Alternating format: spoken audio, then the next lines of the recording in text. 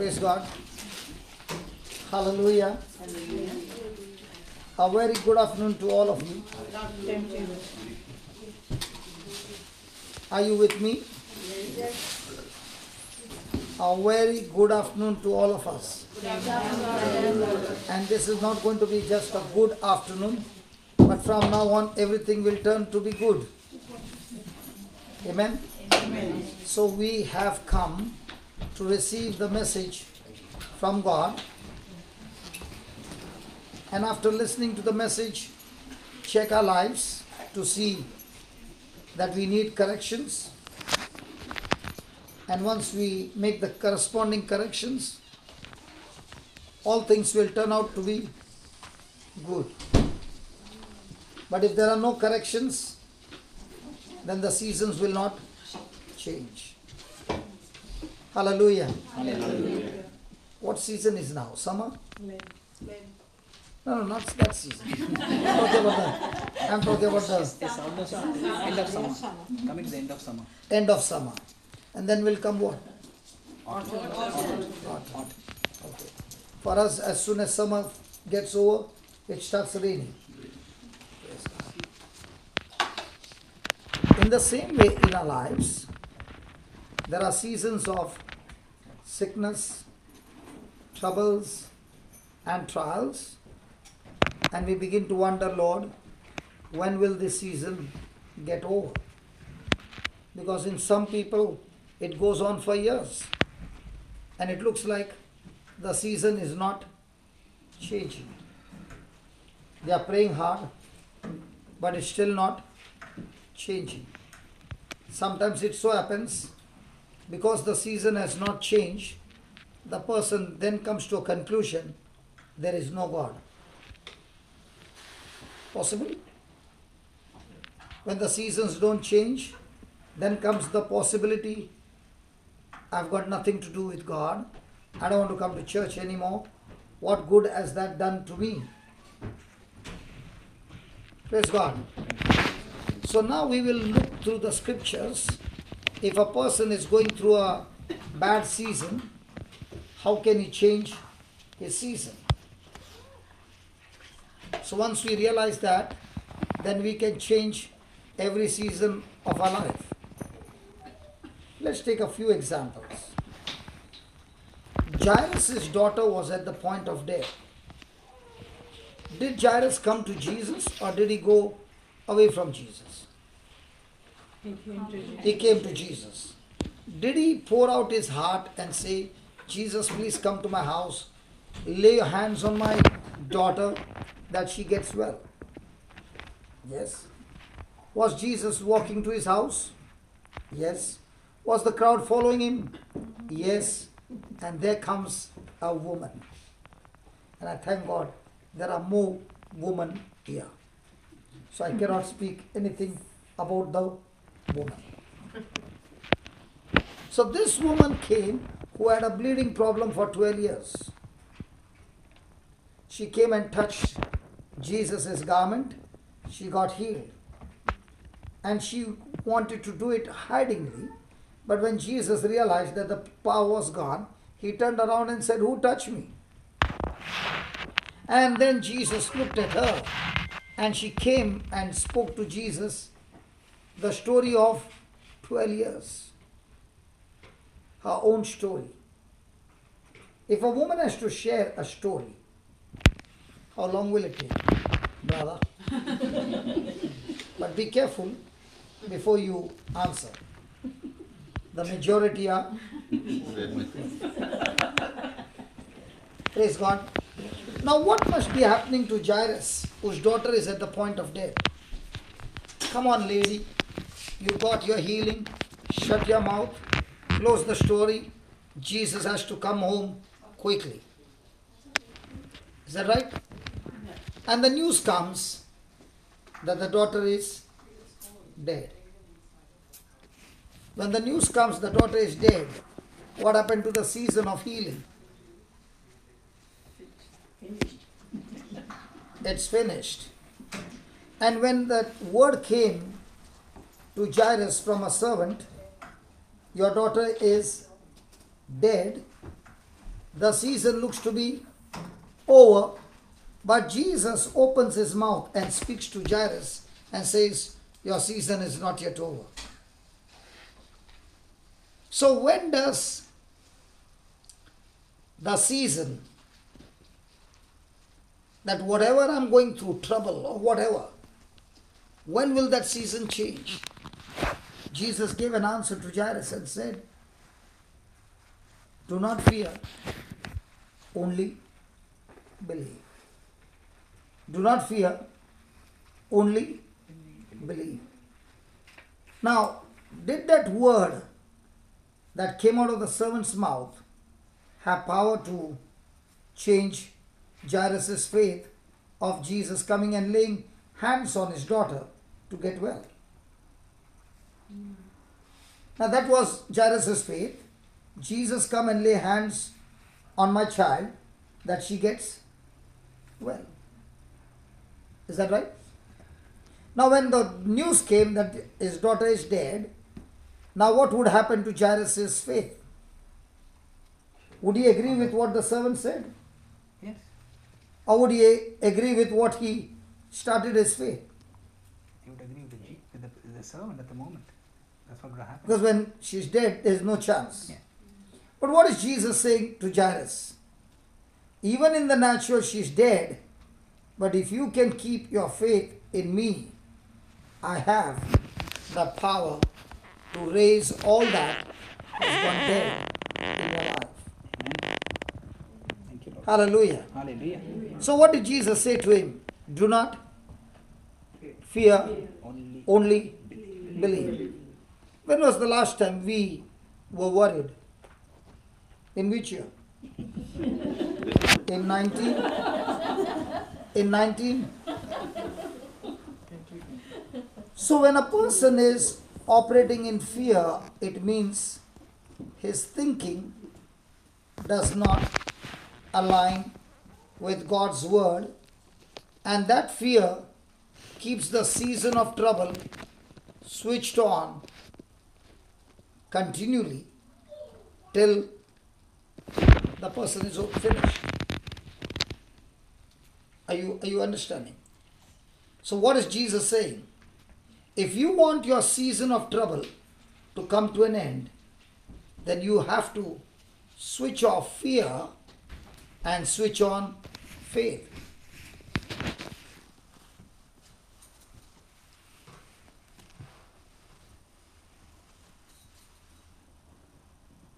These lights are working on electric power. Does it have a switch? Yes. Where? Can you just put it off and show me? I want to see what happens when you put it off. Oh! Did you see? The light went off and it became dark. In the same way, in a mind, there are 5 senses that continually speak to us, challenging us not to agree to God's word. And when a person is processing in his mind, thinking in his mind, things that contradict God's word, the person has switched off faith and switched on fear. And as long as that switch is on, troubles will trouble and trouble and trouble us. The only way to stop this season is that got to make a decision to switch on faith. Praise God. Praise God. Praise God. Thank God you're alive. Because on the screen it will look like I'm all alone and saying praise God. Now at least they know that there are people here. Hallelujah. Hallelujah. So for a moment just think. You got problem number A, problem number B, and C, and D, and E, and F. Is that problem talking to you? Yeah. When the problem is talking to you, what are you doing? Are you processing or are you speaking to the problem? Your faith. Processing it. The servant spoke a word full of fear. The servant is dead. Why do you want to trouble the master any longer? Do not trouble the master any longer. Now Jairus has received that word and is about to open his mouth. Before he can open his mouth, Jesus speaks the word and says, do not fear, only believe. Is Jesus helping Jairus to keep the switch on of faith? Yes. In our lives, do we get suddenly news? In our lives, do we suddenly get people speaking, commenting things which are negative? For example, should I tell Roshi what you told me about her? She is also from Sri Lanka, right? Yes. And you were talking about her, right? Wasn't it this lady? She's saying, which lady I spoke? Now, if I speak to her, she said this and this and this. Will that words have started processing in her mind? And they were extremely negative words. You don't know. Now, as soon as she sees her sight and the seed which has been planted, will it start processing? Yes. So remember, the only way that I can stop every trouble of my life is to forcefully activate faith. Faith moves mountains. God does not move mountains. Prayer does not move mountain. Faith moves mountains. Whenever Jesus said to somebody who got out of trouble, what did he say? Your faith got you out of trouble. Is that right? So, I must understand that every moment I need to employ whom? Faith. Now, let me give you an example of faith. Supposing you are extremely weak, would you call up Rosie, who is all the time praying? She is a champion in praying. Rosie, hello, I am so very weak. Please keep me in prayer. And when you are keeping me in prayer, pray nicely. And not only nicely, pray so much that you storm the heavens with fasting and praying for me. Possible? Yes. Yes. And Rosie on the other side will say, don't worry dear, I will keep you in prayer. Rosie, possible? Yeah. Yeah. Because everybody knows she is a prayerful lady. Praise God. Now, did the person who called on the phone spoke faith? No. No. Did Rosie reply to her faith? No. No. Am I causing confusion? I think yes. When the person is responding, yes, the person would have faith because that person knows, yes, they are going to pray, and through that, that God will do some miracles in their life. Okay. Now Rosie is saying the person who called up said in faith or no faith? I don't know about that, but No, she called you. yeah, I am so weak. yeah. Please keep me in prayer. Yeah, but I Pray don't know nicely. Whether, yeah, but I don't know whether they have that faith. Or Okay, they have that faith. Okay. Now you responded and you said, okay, I'll pray for you. Yeah. Now, is the Bible saying when a person is weak, he should pray? Roshi, from which planet have you come? I said, is the Bible saying when a person is weak, he should not pray? No, you should pray. He should pray. He should pray. You and Linus are in the same. Where have you come from? We come from Melbourne. Melbourne. Okay, let us open the Bible and let's ask God, what should I do when I'm weak? Go to Joel chapter 3. First, Joel chapter 3. this loss of control. No, that's not. Joel chapter 3, verse number 10. Can somebody read it, please?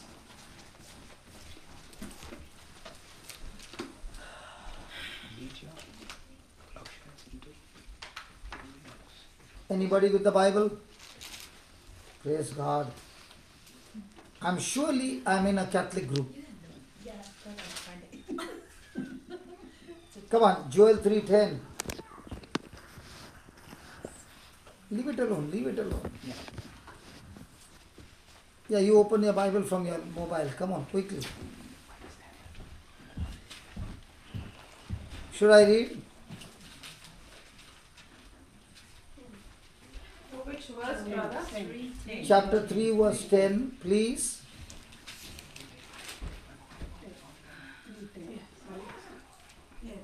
Do you know why I'm asking you to open the Bible?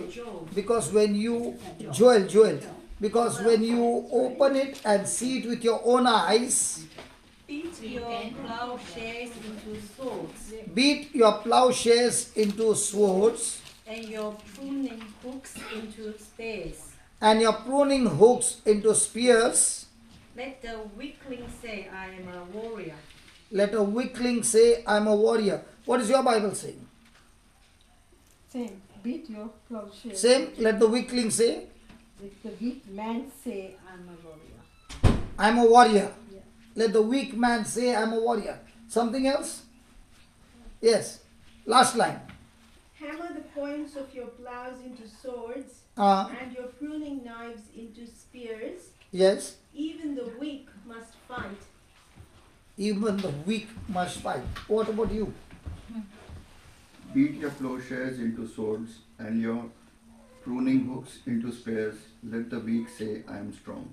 Let the weak Say, I am say strong. or pray. Say. Look correctly, brother. Pray, Say. Say. Let Not the pray. weak say. not pray. Not pray. No, it doesn't say pray. It just says So what's the difference between say and pray? say can be in any context.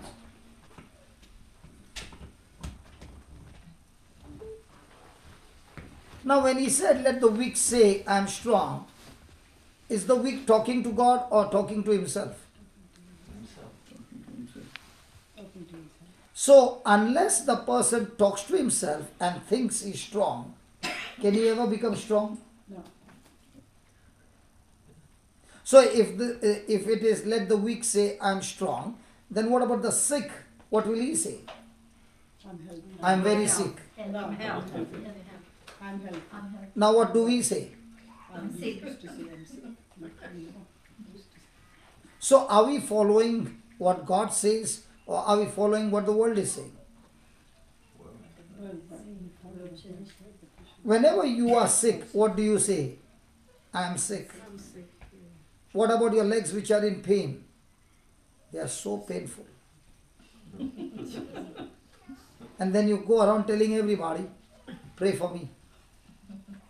So are you following what God says or are you following what your symptom says?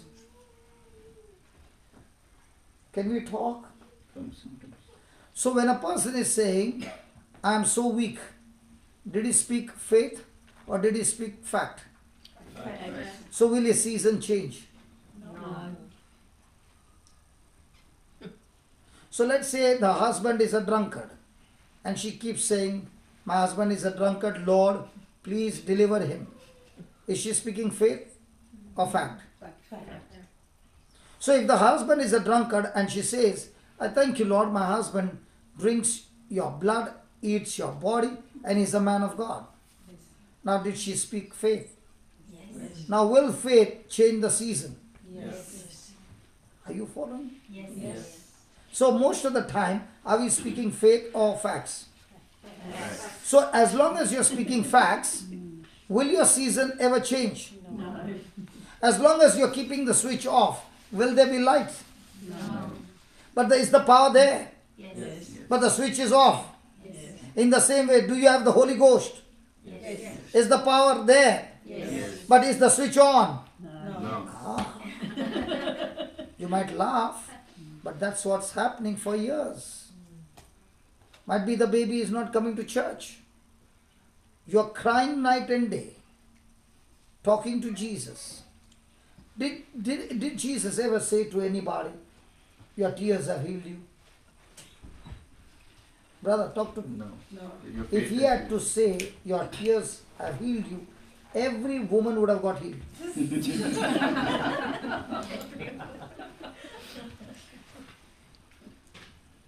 All the women are looking at me. But I have faith. The one who is in me is stronger than you are. Hallelujah. So, what are you going to do now? Are you going to speak what you see?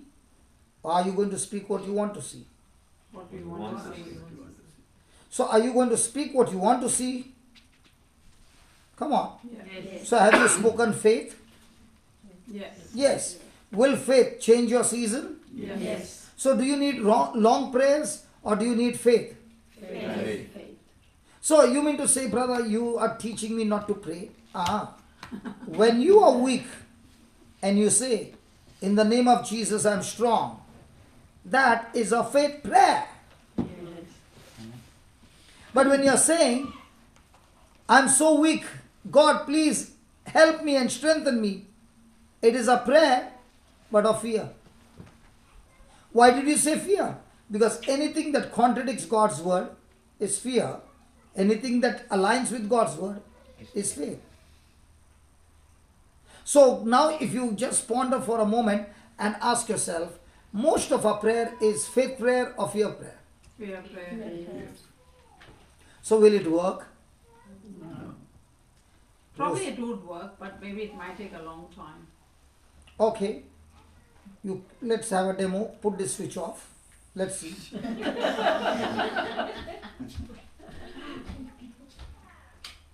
Go to every room and put all the switch on and off, on and off, on and off, and try, but don't touch that switch. Will this light get on? No. That's how the system is. Yeah, put it on. Please understand, the word of God is a spiritual law. It is a perfect spiritual law. It works in a system. And if I don't understand the system, and I'm trying to, oh, thank you, Holy Spirit. Rose, you drive the car. I just saw you driving the car. What if just now, when you are driving the car, to put it inside, you have to put a reverse gear and look to God and make your Psalm 91, Jesus, you have filled me with wisdom. And she's put a reverse gear, looking in front and pressing the accelerator. How many of you believe the car will go back? Nobody. She has put a reverse gear. How many of you agree with me? The car will not go in front, it will go reverse. But one day it will go. Will it ever go? No. Because it will only follow the mechanism system. So also the word of God is God's spiritual law, that when you operate on that spiritual law, the result is always going to be the same. If the gearbox had fluctuations, Are you okay? what did she break? No, she missed the I step. think, I don't know whether she had a fall. Yeah, she fell. My reading glasses, that's why. Oh, sorry. She missed the step and There's a step there? that's another step. Yeah. Okay. We are used to walking without looking. We walk by faith. Don't worry. Now, can that fall give you? I was a bit concerned whether Yes, she I had a know. fall. Instead of being concerned, why don't you say, Lord, whatever has damaged her, in the name of Jesus is healed. Your concern will heal her? or what you spoke by faith will heal her. What I speak. My faith will heal her. Are you understanding what I'm saying? Yes. Yeah. By faith. See, all these things are happening practical for us to learn. But I think we got, as human, we got tuned into that, the other kind of prayer. Are you human? Yeah, we're all- No. First thing, are you human? yeah. No, you are not. You were born a human, now you're not. Because the day you got born again, the Spirit of God dwells in you. You are more of God than human. So now that you're born again, that's why he said to Nicodemus, these things a carnal mind cannot understand. But if you're born again, you will understand, because this is the system of the heavenly kingdom. Well, clearly I have a lot to learn, because I see I hear what you're saying and I understand it, but I see there's a grey area in between where you can go either way. Yeah. And we're not always going to be people of faith, and we're not always going to be saying the right things, having the right thoughts, but we can go either way, and we can still be claiming ourselves to be people of faith. Praise God. So we're not in that frame of faith, that frame of mind the whole time, Yes. are we? Now you do one thing, you start driving in Dubai. Not here, in Dubai. Right. And you do little mistake here and there. By the time you will get your salary, you will be paying 3 times the salary to the government. Because here in your country, the cops will give you a challan. Ah, In Dubai, there are no cops to give you challan. okay. The cameras give you challan. And you can't deceive the camera. Now you can't tell the camera, it's a thin gap between this side and that side. The camera picks you up, and within 30 seconds an SMS comes, 700 dirhams fine. With your photograph if you want, that also they'll give you. So, a person in India, that same person in India, he drives the way he wants. But when he comes to Dubai, he drives accurate. Why? Because of the law, because of the In the law. same way, when a person understands, by taking this the way, I am causing more trouble to me. Will I be extremely cautious now to learn the system quickly? Yeah. Yeah. See, the cop gives you a challan, you have it in your hand, and it hurts you. So next time you're not doing it. But this challan that comes from the Lord doesn't come immediate. It doesn't come from the Lord actually, because when you break the law, the enemy is the one who makes you to break. So everything comes from that kingdom. Every time you obey, it comes from this kingdom. So it's all about whom you are connected to. Yeah. Yes, I agree, but I just think that we're not connected to the right side all the time. Yeah, because we have not taken, we have not been vigilant, and we have taken it for granted. But a person who realizes that if I can keep walking in faith throughout the day, the results in my life is always going to be supernatural. How many of you were there last night? Mama, you were there? Yep. Last night? Yep. Now, you saw that man had a dead eye. Yep. Correct? He touched my nose. What did I use? Words.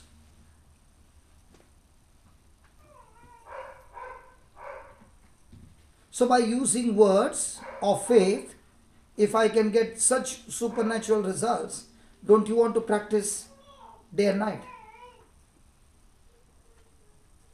I'm asking you. Yes. I'm the same person who was in depression. She has seen me from day one. Now when I began to realize that a person is praying this much, but without a system, his prayers don't get answered. But if I pray this much, but with faith, the manifestation is there. How long did Jesus pray to heal a blind eye? Just the words, like with faith. Yeah, what words? Receive sight. For a paralytic man, rise up and walk. Yeah. Stretch out your hand. Yeah, but he didn't command, like he did so that means he had so much of faith in his word that this will happen. So Do you know why? Why? Let me explain to you why. Our heart is where the faith substance is stored. How do you know that? Open to Romans chapter 10.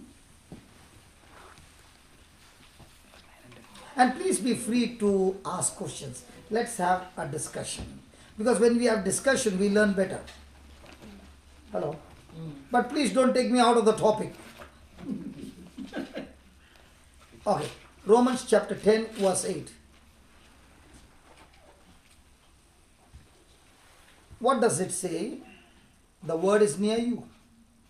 It is in your mouth and in your heart. That is the word. That is what? The word of faith which we preach. So where is the word of faith? In my mouth and in my heart. So now where is the faith material? In my heart. Now when Jesus said your faith has healed your eyes, so the faith substance has made an impact on my physical eyes. So now in my heart is faith, but many a times I keep talking fear. I keep talking empty words. Hello? So my spirit is now confused. Should I mix faith in these words that I spoke? Or should I release these words empty? But brother, I always have a question when it comes to faith. Yes, what you're saying is I 100% agree with it. But as as a human, I'm not talking as a human. okay. Don't talk to me as a human. Talk to me as a spiritual law. I want to, may I interrupt? Yeah. See, when I spoke that word to you, right? Immediately there was no faith. Do you remember? I don't think you remember that. Wait. When I spoke Isaiah, them days. 41:10. Yeah. 41:10. Yeah. Immediately there was no faith. You did not respond. No. It takes time Yes. for us to respond. Yes, So that's the, even as Rosie said very clearly, as of now, as soon as that child fell there, all of us turned. yes. The whole lot of us reacted. Yes. Okay? Then because of the continuous word Lifestyle. of God, yeah, Lifestyle. then comes that Yes. faith is That is, built that in. is, that is why So I Mama. can't come. That is jump why. up like That is why. No. That is why. Faith has to be Built. grown like a farmer who grows his corn. Yeah. Okay. So Rosie, if I understand that if I miss the left turn and the GPS lady told me to take a left turn and I missed it, will she catch my throat? No. But will it take an extra time now? She'll reroute it. When she reroutes it, will it take extra time? Yeah. Fuel will be increased, consumption, time consumption? Yeah. And again I went into rerouting. Yeah. So if my life is full of rerouting, will I ever reach the destination? No. We would, maybe it'll take very long time. It take long. So that's why this Bible class is not for healing. This Bible class is for us to learn the system. Yeah. And once you learn the system, now for example, you have learned cooking. Now every time you are doing, in the beginning you were taking spoon and measuring glass and all that. Now how many of you are using that? No. You are looking there and putting here. And still it becomes tasty. Why? Because you have practiced it so much that it has become a stronghold in your mind. Yeah. Like the other day, a wonderful lady came and told me that the mother-in-law is a very elderly mother. She is not much sometimes she flares up. So the daughter-in-law has been taking care of her. She has been sick, and the daughter-in-law has been taking care of her continuously. And she said, many a times I miss and I get into angry mode. So I said, yes, I agree with you. But did you ever attack that spirit who is using her body to attack you? If you use that, your faith, to attack that spirit who is using her body to attack you, what will happen? See, faith is a strategy in the kingdom of God. When you employ faith, the results are mind-blowing. Yeah. But if you don't employ faith, now you are working as a human being, but you can't get results. You can get natural results. But if you are looking for God's divine results, then you use God's method. Praise God. Now, for example, when I learned about faith, I learned that faith is like pregnancy. Like Mama said just now. It has to grow. So when a lady got pregnant, she knows one thing. After 9 years, she's good. Not 9 years. After 9 months. 9 months. why do I always say 9 months? Some of them are nearly fainting. After 9 months, she is going to get the baby. But is the baby going to grow? Yes. In the same way, when I'm saying I'm weak, okay, but I'm saying I'm strong. I might not get strong, but I'm pregnant with that healing. Are you following? And when I'm going on saying, thank you, Jesus, I'm strong, everything looks to be going worst. But I'm yet employing what? Faith. And now it's getting even more worse. So can it cause frustration? Yes. Yes. So who comes to the rescue? Patience. So faith and patience are twin brothers. They always work together.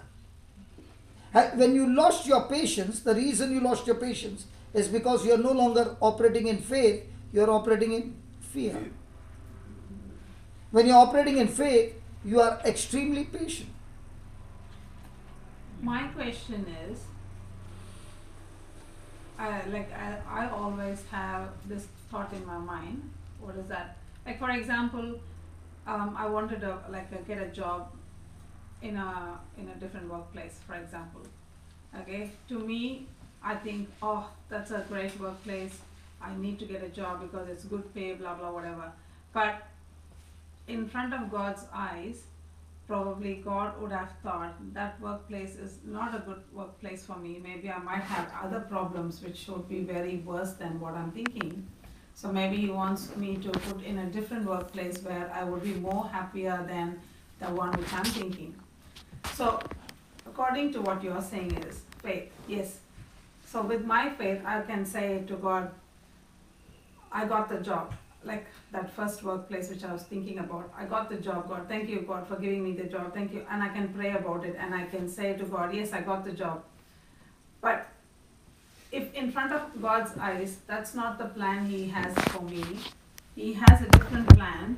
But just because, since I think from the human eye that job is excellent for me, and I keep praying in faith, thanking God that I got the job already, and God gives it to me, and then I realize the problems in that after I get the job.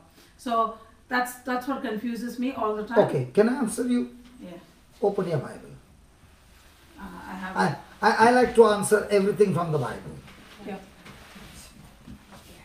Yeah. Open your Bible to 1 Peter 2, verse number 18. And then I will share with you how my life works.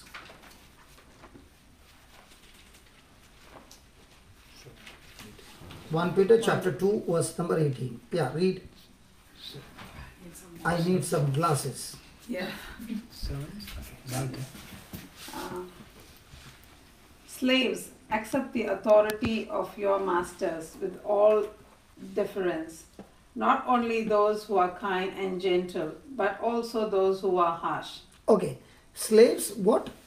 Accept the authority of Accept the authority. Okay. Now, which one would you like to have? a kind boss or a tough boss? A kind boss. That's where we get into a mess. A kind boss will never change you, but a tough boss will put so much of pressure that he will change you. Where do you get more experience to practice the word? With a kind job or a tough job? Tough job. Who will build your character? Kind job, tough job. Tough job. But how many of us are excited when it comes to a tough job? Not really. Because right from childhood we have been taught how to make this body comfortable. Now he is your coach and you came to the gym. Before he became your coach, you were carrying the dumbbells. When it started paining, you left the dumbbells and you went home. Now he's a coach. You did the same set and he said, no.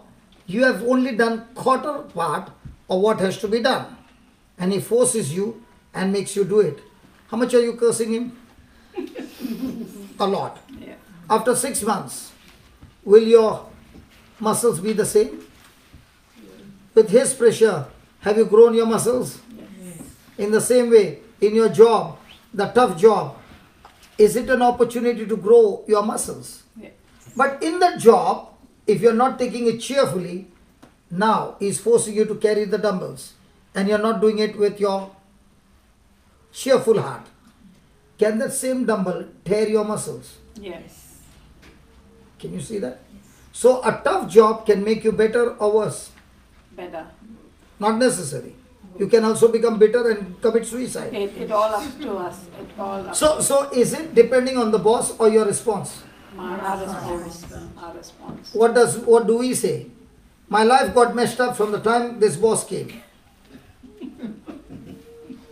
Now, what will a person of faith say? My life became interesting because when the boss says something, my emotions were triggering up and having a control. But now I've learned how to control my emotions with my faith. Is that right? Yeah. Now read the next line.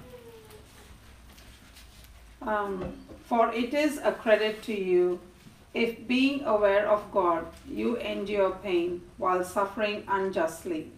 So all those who suffer unjustly, it is a credit to you. Come on. Yeah. So you want credit or debit? Credit. So you should suffer Yeah. unjustly. Read that again. You read it. I did not read it. Read slowly. For it is a credit to you, It is a credit to you, Correct. if being aware of God, you endure pain while suffering unjustly. Rosie, which one do you like? Credit balance or debit balance? Yeah. Debit balance means you are in loan. Credit. Credit balance means you got plenty of assets. Credit. Credit. Now you did not even think about it. Now, if you want credit in your heavenly account, did he say suffer unjustly? Yeah. He never said that. Oh. No, I thought so. Be aware of God. Being aware of God, you endure pain while suffering unjustly. Yes. You still endure pain. Pain. Unjustly?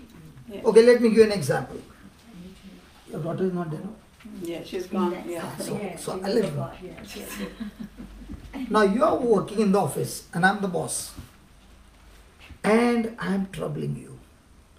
Troubling you with so much of pressure on the job that even after coming home, you are doing the work. Okay? Yeah.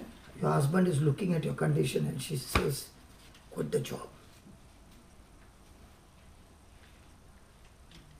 You are saying, I can't handle it anymore. And the husband is saying, my salary is one part, your salary is second part. Baby is just getting into uni. Her education, house loan, this loan, that loan. If you quit the job.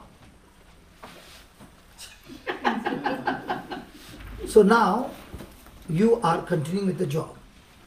Now are you continuing the job being God conscious or daughter conscious?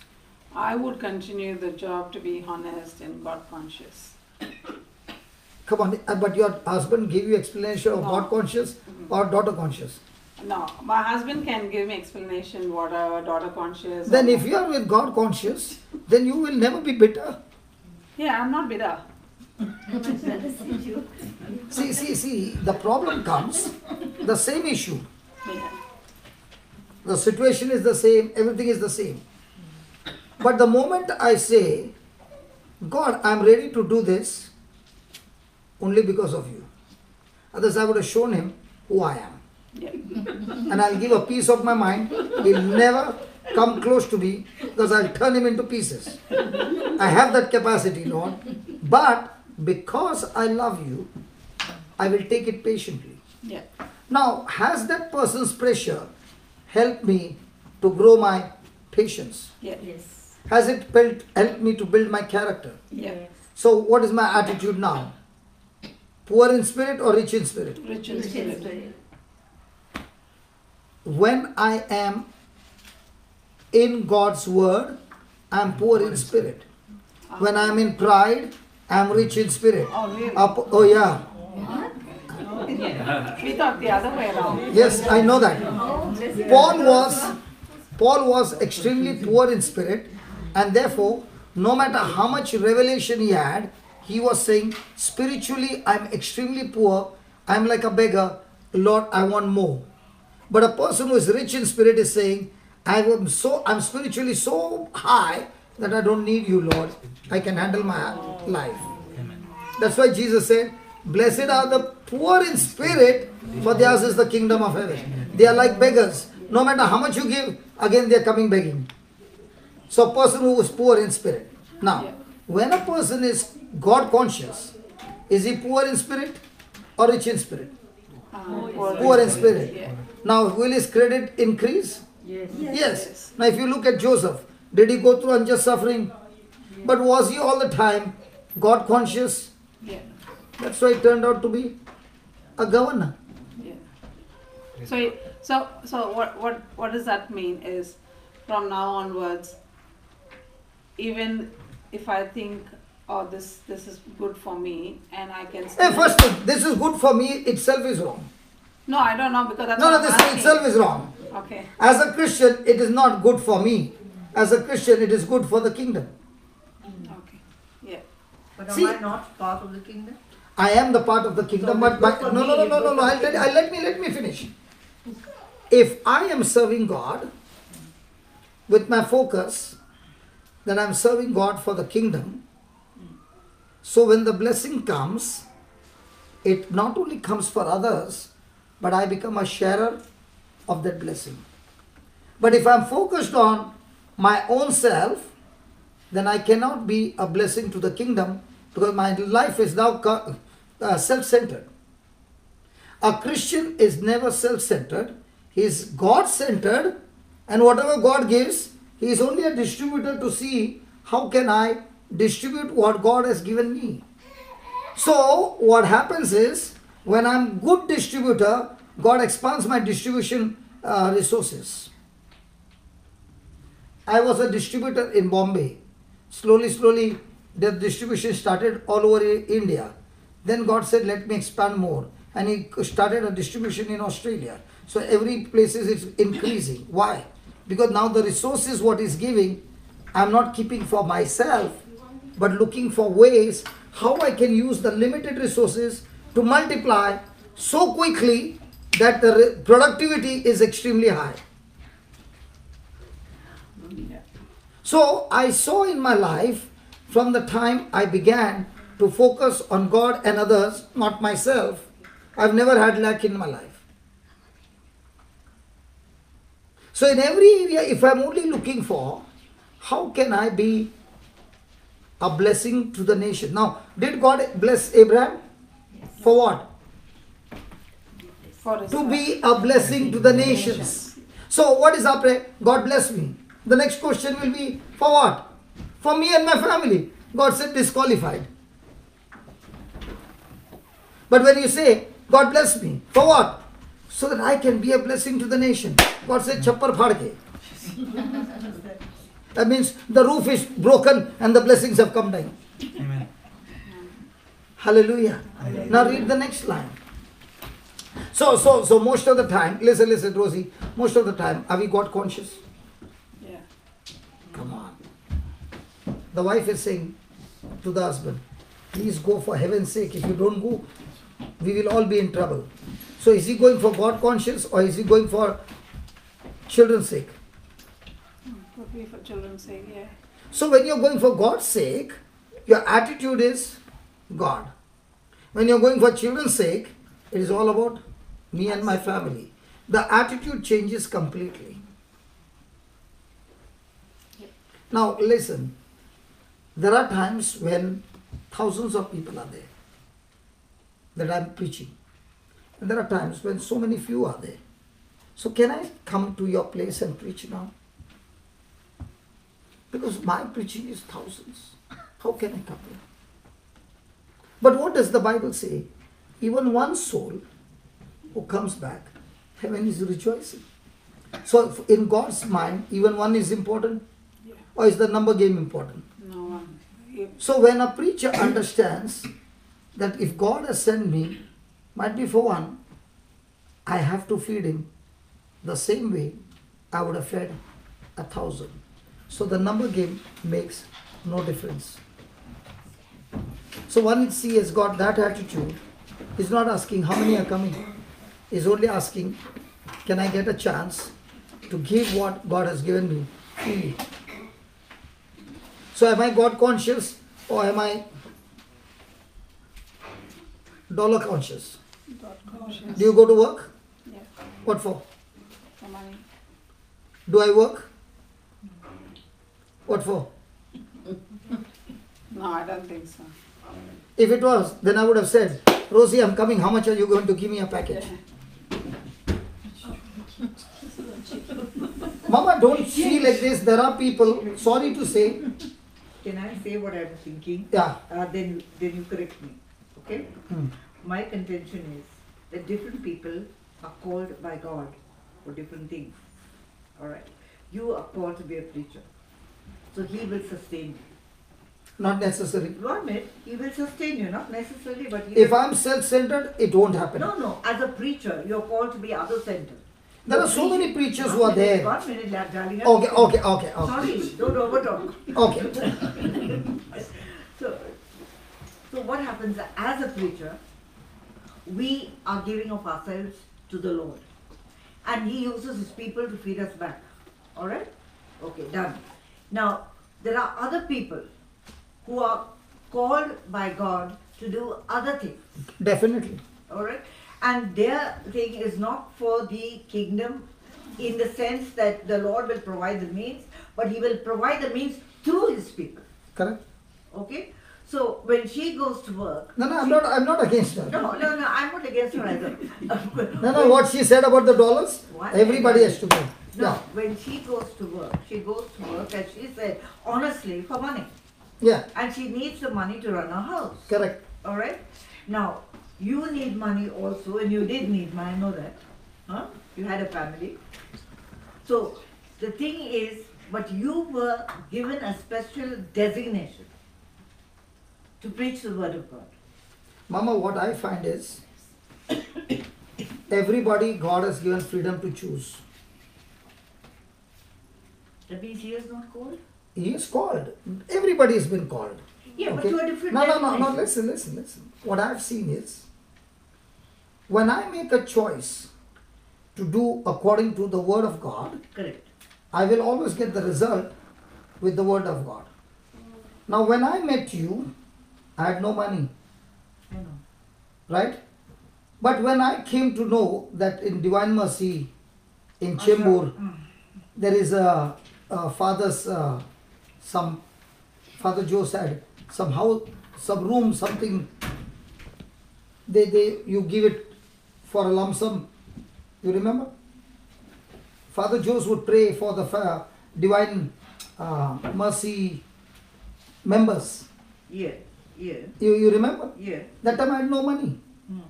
And I went and asked Father, I don't have money, but I want to become a member. So he said, you can give in installments. So every month I would come and put amount, but never counted. And they would give me a receipt. One day I asked them, just see whether I have been able to finish it. And I found that I had given 1.5 time excess. Okay? Because my focus was, the Lord said, when I give, it shall multiply. And I want you to give cheerfully. So from that time till today, in my mind I found a system to give. So I saw that I've never been in lack in anything. When I wanted to make a retreat center in Goa, it cost crores of rupees. Okay? But I never used a pulpit to ask people for money. I only began to follow the Bible principles on one side, and secondly, going and casting out nets day and night. Oh. By going, every opportunity that I got. Now, even though I'm here, if I get a night vigil tonight, I will not say no. How many people are ready to come? 6. Okay, I'll go and share the word. So, using my... open to 1 Corinthians 15:10. You will get your answer. 1 Corinthians 15:10. Yeah. Thank you.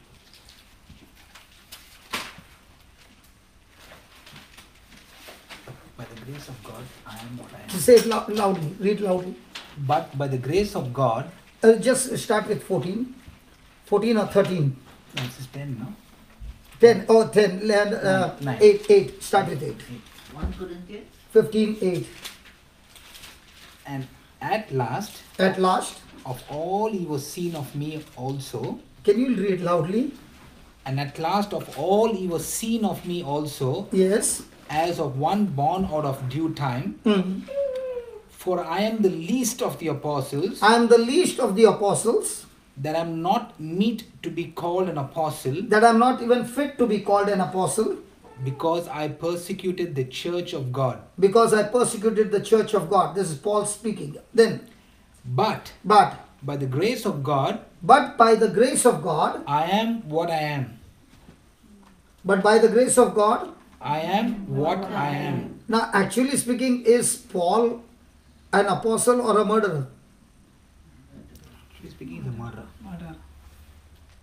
He's a murderer. He was. But what is he saying? By the grace of God, I am what I am. Then, And his grace, and his grace, which was bestowed upon me, which was bestowed or given unto me, was not in vain.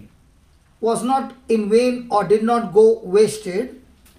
But I labored more abundantly I labored using that grace more abundantly than all the apostles. than they all. Then,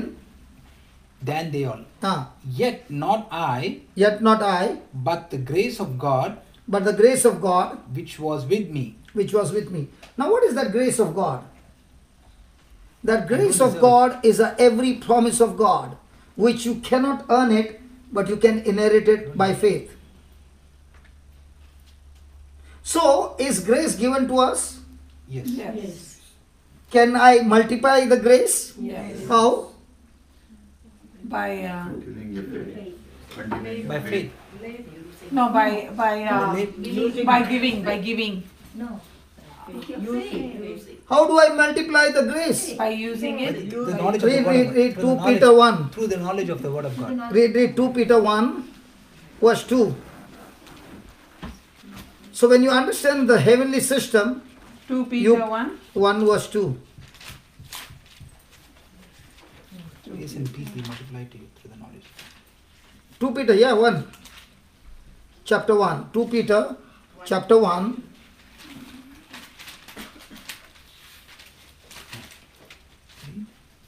Yeah. Chapter 1. Verse 2. Verse 2. May grace and peace be yours in abundance. In abundance. Some Bible will say, may grace and peace be multiplied unto you. How?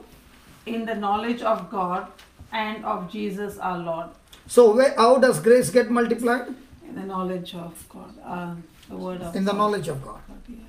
So if I have more and more of the promises of God, do I have the grace of God? Yes, sure. So now do I need to mix my faith? Yeah.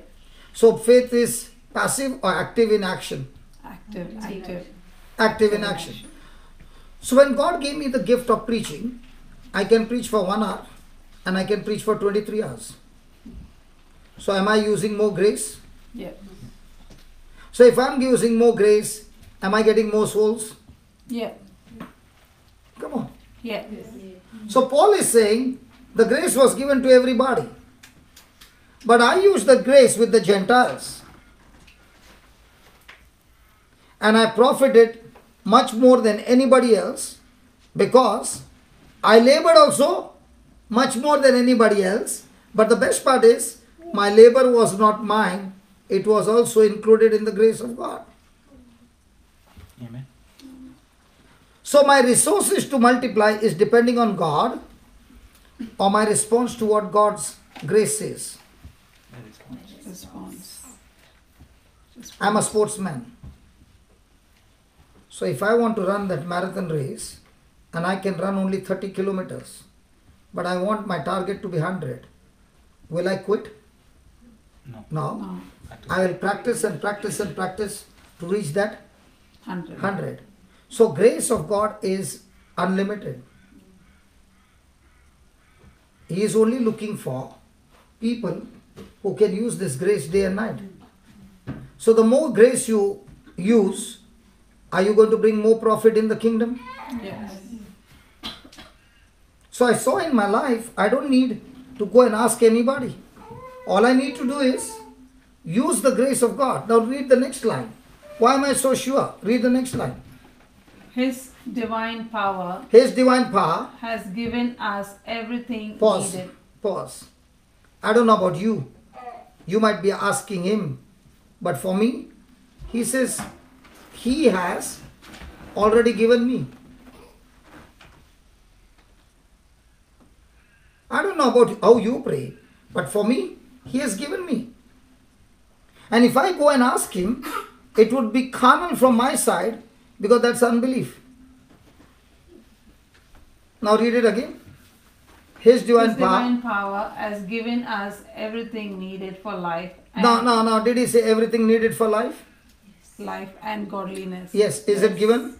Yeah. So for my ministry work, has he already deposited? So can I go and ask him? No, you should just take it And how do I take it? with the faith. So which one would be better? I keep on begging or I keep on believing? Keep on believing. So has he given me the grace to heal the sick? Yeah. Yes. But if I don't use that grace to visit the hospitals, am I using the grace? No. I don't know about you, but what I understand is I'm loaded with grace and I'm looking for where I can use this grace for the kingdom of God day and night. Might be through the phone, might be through touching, might be through that, and might be through that. And I began to do that. Praise God. Might be God did not tell me to go to Melbourne, let's say, and I reach Melbourne. Now which one would be better, that I reach Melbourne or I don't reach Melbourne? Reach Melbourne. No, but God did not want me to come to Melbourne Yeah. and I reach Melbourne. Yeah. Okay, which one would be better, that I don't reach Melbourne or I reach Melbourne? Don't reach Melbourne. Don't reach Melbourne, correct? But what I found is, when Jesus gave that command, go and preach everywhere. Might be I'm not supposed to be in Melbourne, but I came to Melbourne. My trip doesn't go waste because I moved by faith because he said go everywhere.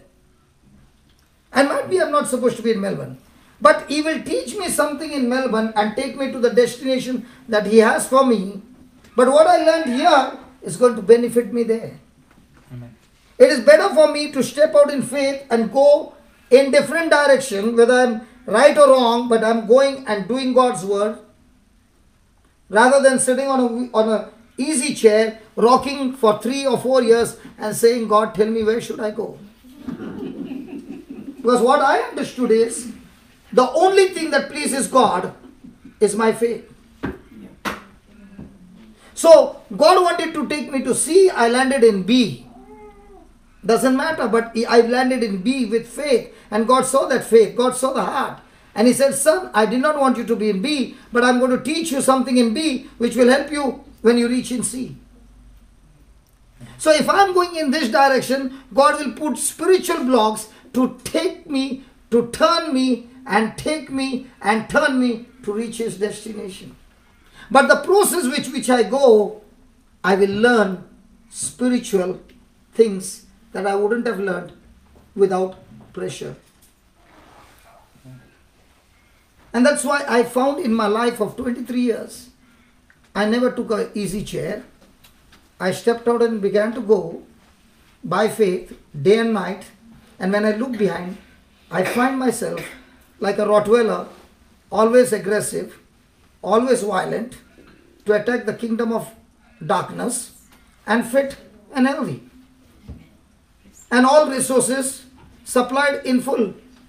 Praise the Lord. You know what a joy to work 23 years on a pulpit, never having a collection for 23 years. Praise the Lord. Thank you. It's a joy Amen. to prove to these people that when you trust in His promises and step out, He not only brings blessings to the people. I'll tell you, now somebody will say, how do you get the money then?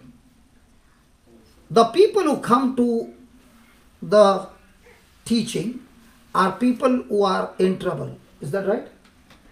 Come on. Yeah. Most of the time people are in trouble. Now when they come in trouble and they are in trouble, they begin to understand the Bible principles of faith. They apply the faith. Are they remaining in that trouble anymore? No. After 4 years, 5 years, 6 years, they come out of their trouble. And then comes a day when God speaks to their heart and says, I want you to go and help him to finish the purpose that I've assigned for his life. So I don't get 1,000 people.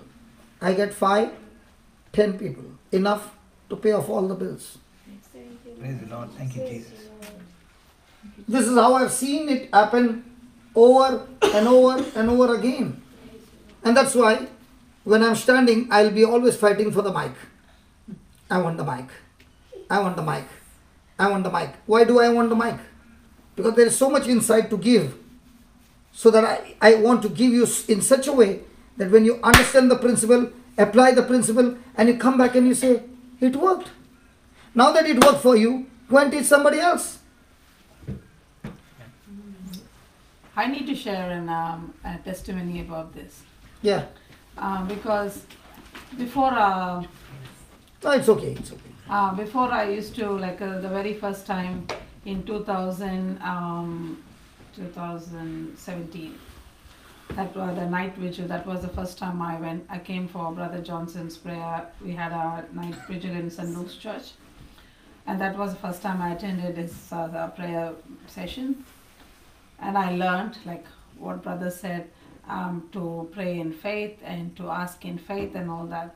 So I started doing, not immediately, but because I think I got tuned to something else for very many years. You have to undo. Yeah. So, but recently what happened, I had some issues in my family and in my health and all that, like last year. And then I remembered what Brother Johnson always used to teach. And then I thought, yes, why should I be thinking about the other way of praying, but why can't I implement what Brother Johnson have taught me? So I started praying, even though, as Brother said, what I saw something different, entirely different in front of my eyes, but what I wanted it to be, how I wanted it to be, I started praying, saying, thank you, Lord, for blessing me with this. Thank you, Lord, for changing. Even though it hasn't been changed, it hasn't been done, nothing, I still kept praying like that. And eventually I felt that light in my heart, that peace in my heart, because before, like when I eat, I may cry all of a sudden. Like when I'm sleeping, I might cry all of a sudden. Like when I'm praying, I'll cry. That cry was, as Brother said, it was out of fear, not out of joy, not out of that God is there with me, not because of that. It was just of fear. But then after I started implementing the same the teaching or the principle into my daily life, anything, whatever I do, I started implementing the same teaching. And then I never cry, and even if I cry, the cry is out of joy, not because of fear. And I felt that peace in my heart all the time, 24/7. No matter ups and downs comes in my life, it doesn't mean everything has changed, but I could feel that peace all the time in my heart. And I feel that every single minute, I feel that no matter what happens in my life, I feel that no, everything will change. God is like God has changed already. God has changed already. Praise I God. keep saying thanking and praising. When a person has believing, there will be two brothers with you. One is joy and one is peace. That is in Romans 13 what? 15. Just remove 13, 15. You know, when your life is governed by the word of God, you know before the result can come out what's going to happen. Romans 13. Romans 13, 15. Yeah. No. Or 15, 13. Might be 15, 13. 15. Yeah. Yeah. Now the God of hope. The God of hope fill you with all joy. Yeah. Yeah, read it. May the God of hope. Now why is he not saying God of faith? Because you're hoping that the faith will start working. He is a God of hope because a person who is hopeless, he gives his promise of what his son did for you on the cross, and that hope, when he gives you, and you cling on to that hope, through that hope in believing comes joy and peace. Is a God of hope to the hopeless. Amen. May the God of hope, May the God of hope fill you with all joy and peace in believing. so what happens to the person who is not believing in a hopeless condition? Does he have joy? No, Does he have peace? no, Now will any situation change in his life? no. That's why the Bible says the joy of the Lord is my strength. If I've lost my joy, I can never win a single battle.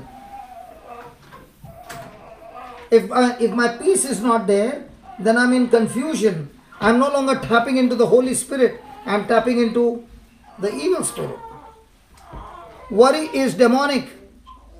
Let me say that again. Worry is demonic. It's saying, Lord, I don't believe in you. It's the spirit of unbelief. It's a dangerous spirit.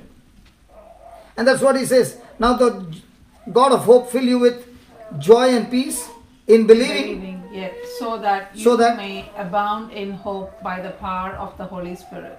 Praise God. Now I just, in this 2020, I made a hope to make a retreat center in Uganda for 5,000 people. Now do I have the resources? According to 2 Peter 1, I have the resources. Where will I get those resources? I'll give you the formula.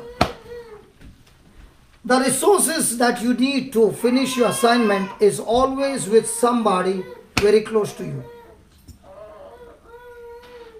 Can I repeat again? The resources that God has called you for his assignment is always with somebody close to you. But the only way to get that resources to you is love.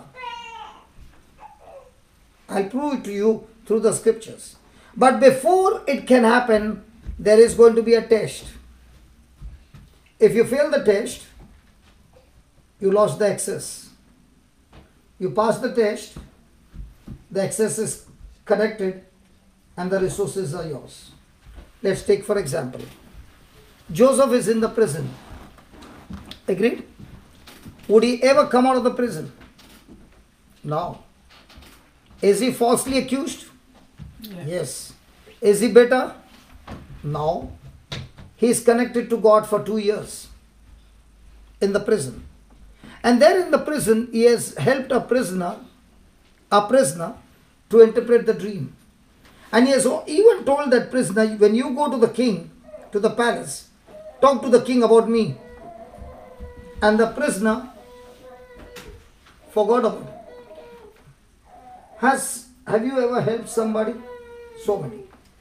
And when you help somebody, and that somebody is not even looking at you, do you feel bitter? Yeah. Yes. Now how much should be the bitterness of Joseph? But you don't find him bitter.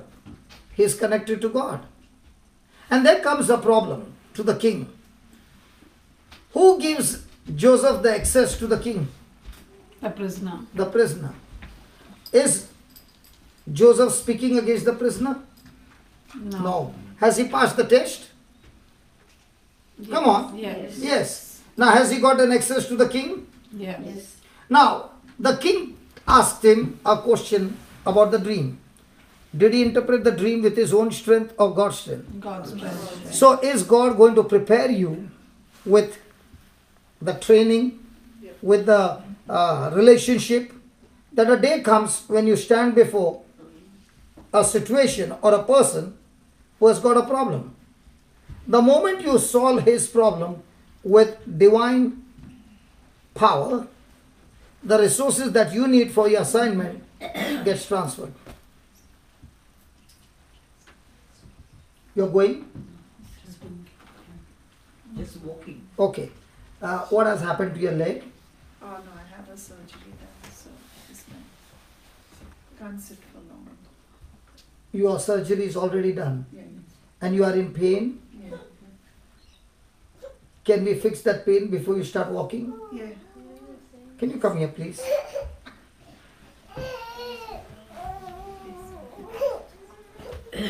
Please come.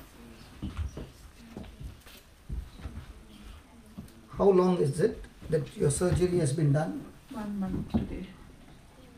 1 month. Okay.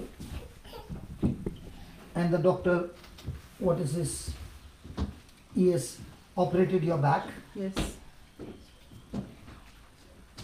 Okay. So we need to fix your back. My back is fixed. I don't have my the leg. It's the leg that is troubling now. The leg is troubling now. It was before too, but it's better.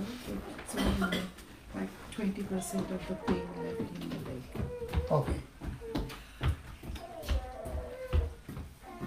Can you take your 2 fingers and on that red just expand? Yeah. Good. Thank you. Now what did I teach you? The system. Did it work? So what do I need to teach you? System. System. Will it work? Yes.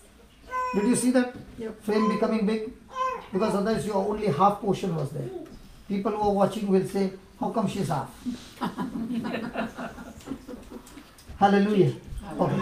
Now regarding your system, let the weak say, I'm strong.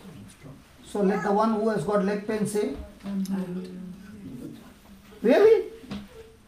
Okay, close your eyes and say this. Lord Jesus, Lord Jesus, I thank you. I thank you. You are teaching me You're teaching me your system your system.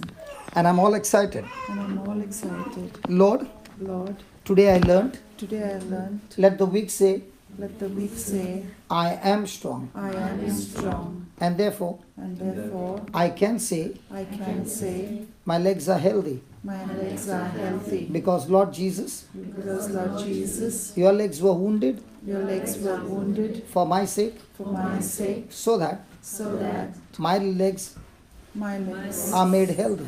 are made healthy. I declare I declare my legs are strong. my legs are strong. Now say that about 10 times. In the name of Jesus, In the name of Jesus, I declare I declare my legs are strong. my legs are strong. They are healthy. They are healthy. In the name of In Jesus, the name of Jesus, my legs are my strong. legs are strong. They are healthy. They are healthy. Keep saying. In the name of Jesus, I declare that I am strong. My legs are healthy. In the name of Jesus, I declare that I am strong and I declare that I am healthy. In the name of Jesus, my legs are strong and I declare that I am healthy. In the name of Jesus, my legs are strong and I declare that I am healthy. In the In name the of name of Jesus, my legs are strong and I declare that I am healthy. In the name of Jesus, my legs are strong and I declare that I am healthy. In the name of In the name of Jesus, my legs are strong and I declare that I am healthy. Now, is there any pain? Slight, there is, But most of it is gone? yeah, it's gone. Yeah. Now what The system? burning is gone. The burning is gone. Now what did we use? The system. System. Now can you say another 5 times so that Thank you, little also will Jesus. be gone? Or you can say this. The little pain The little pain that is left behind, that is left behind, I command you I command you, get out of my body get out of my body right now. right now. Every pain, Every pain, get out of my body get out of my body right now. right now. In the name of Jesus. In the name of Now you say, Jesus. In the name of Jesus. every pain, Every pain, get out of my body right now. In the name of Jesus. Every pain in my body, get out of my body right now. In the name of Jesus. Every pain in my body, get out of my body right now. last time. In the name of Jesus. Every pain, get out of my body right now. Amen. Amen. Now, you'll have to search. Yeah, I'm searching. It's not there. Yes, Praise it's not there. Yeah. Thank you. I feel much better. So which one is better? You keep struggling Jesus, yeah. or you follow the system? Follow the system. And you are a prayerful woman. Yeah. But you did not say this system. No. You are saying, God, please heal me. Yes. See, if you don't follow the system, you're struggling. Yeah. Now, you saw her using 2 fingers, the screen was full. Linus came and made the screen Better. better. Yeah. I did not tell her because she doesn't know the system. But I thought Linus just this morning. So which one is better? Pray more or follow the system? Follow the system. Which will please God? Follow the system. So when you follow the system, now what will you say? Oh, thank you, Jesus. Thank you, Jesus. Now your thank you has got meaning. Yep. Praise God. Thank you, Jesus. Praise. Isn't that good? Amen. Praise God. Hallelujah. You don't need that. Yeah, thank you. The burning is gone completely. Praise God. Yeah. Amen. Amen. If you had to meet me before the surgery, we could have done the surgery as well. You know, when people say I got this thing and that thing, I say wow. Why do I say wow? Because a Rottweiler just got a bone. Yes. When a Rottweiler sees a bone, is he excited? Yes. So also a man of faith is excited to use the resources of heaven to set the captives free. Amen. Is that right? And no charges, free. It's paid by Jesus in full. Praise. Hallelujah. So why do you speak so much and have healing service for 10 minutes? Because what I speak for all these hours, when you understand it, you can do the same. Amen. Did I pray over her? Amen. Thank you. Rosie, did I pray over her? Or did I teach her the system? Teacher. Was it stressing? Or was it too easy? Very easy. Jesus made everything easy. We make everything tough. That's true. For example, there is an opener to open the bottle. You don't have the opener. So what do? Break the bottle.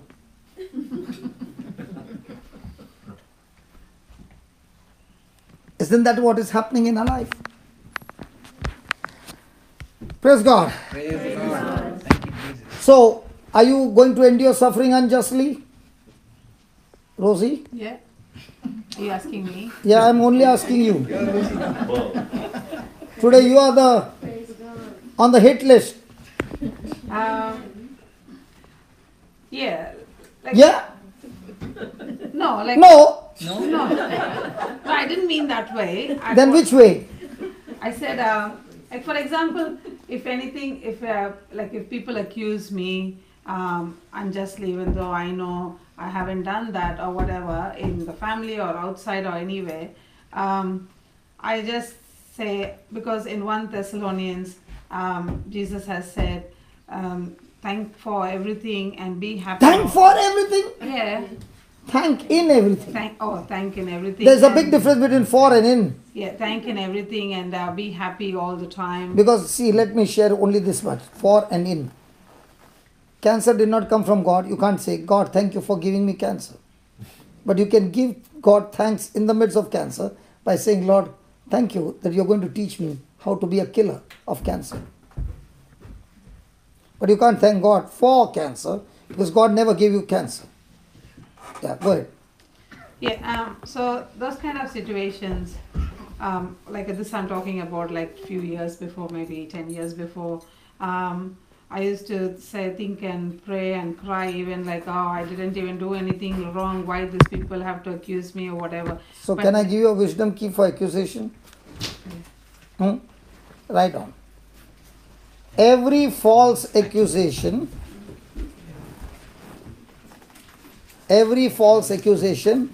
is the last stage before supernatural promotion. Everybody is writing this. That means you all have got false accusation coming in. This one everybody is writing. If I have to give you a scripture how to grow hair, I promise you all the ladies will be writing. Okay. Every false accusation is the last stage before supernatural promotion.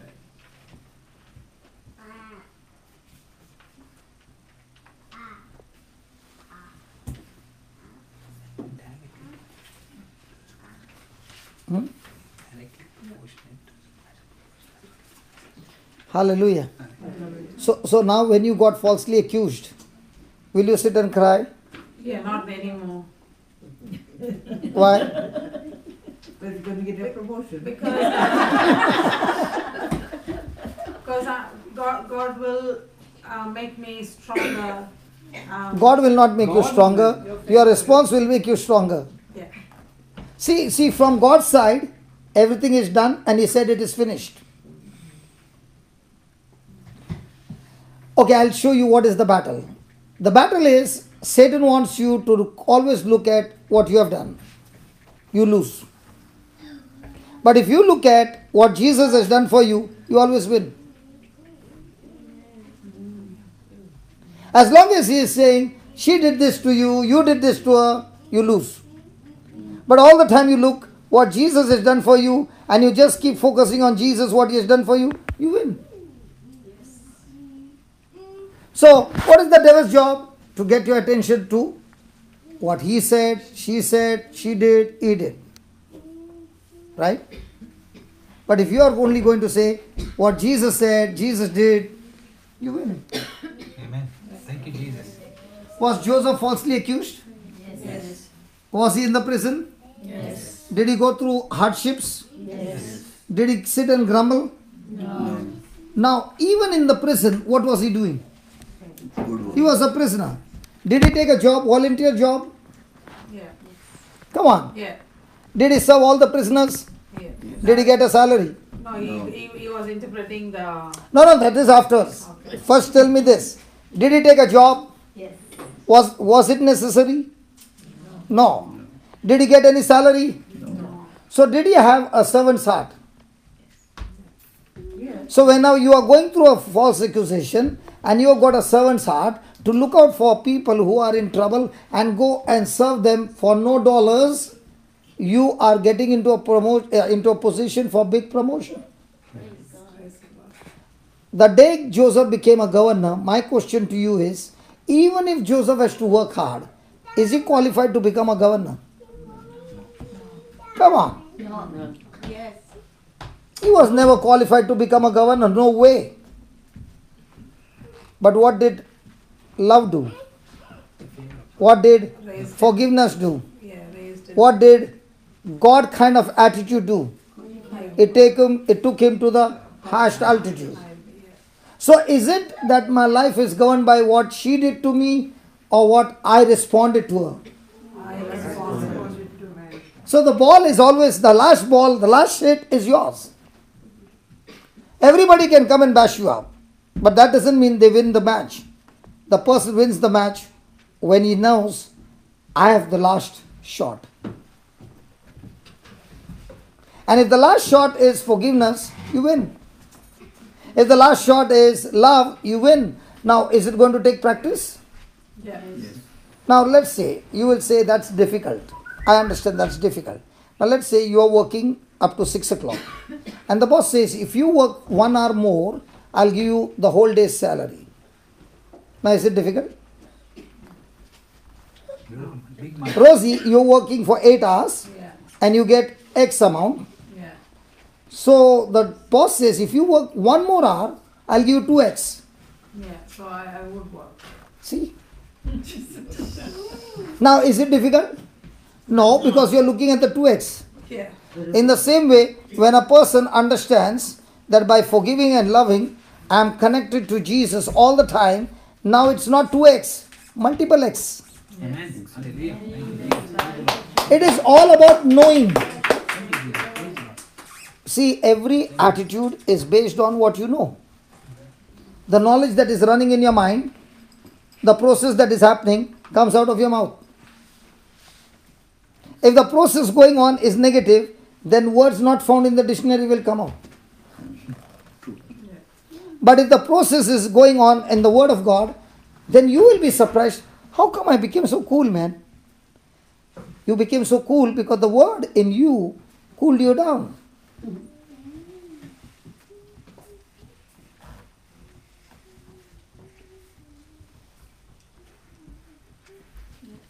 So is a Christian life a luck game or a game of chess?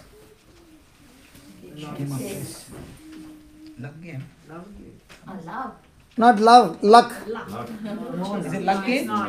It's a game of chess. It's a game of chess. Make the right move. And when you understand the chess game, you are excited each and every morning because you don't know which player is going to play with you today. And who are the best players? Your own family. What move you want? No, they give you the best training. And when you get trained, the first thing you will be thanking God for your family members who gave you so much of training. Now you can go and play international matches. Hallelujah. Thank you, Jesus. Come on, sister. If you understand that this tough climate or atmosphere in my home is to train me, you will be looking at the same thing in a different way. But if you're looking at that atmosphere in a negative way, you're already a victim. Victims only grumble. Champions practice and get up and take the fight again and win. Amen. Thank you, Jesus.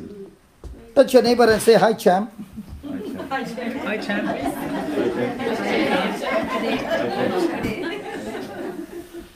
And if your neighbor is not responding, shake that fellow and say, hi, champ. Most of the time, people are victim or victors.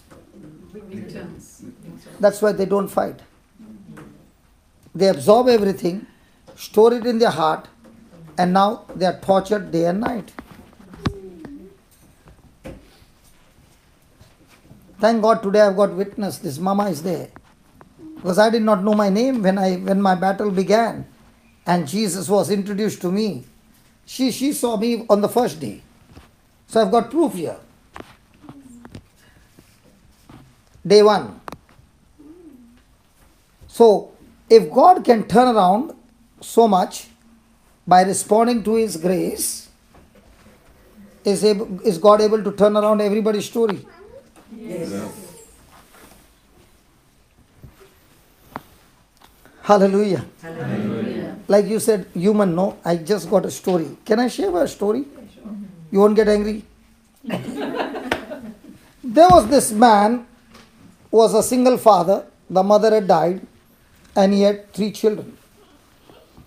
And this father was a very prayerful father and he was praying for his children that they always be on the right track.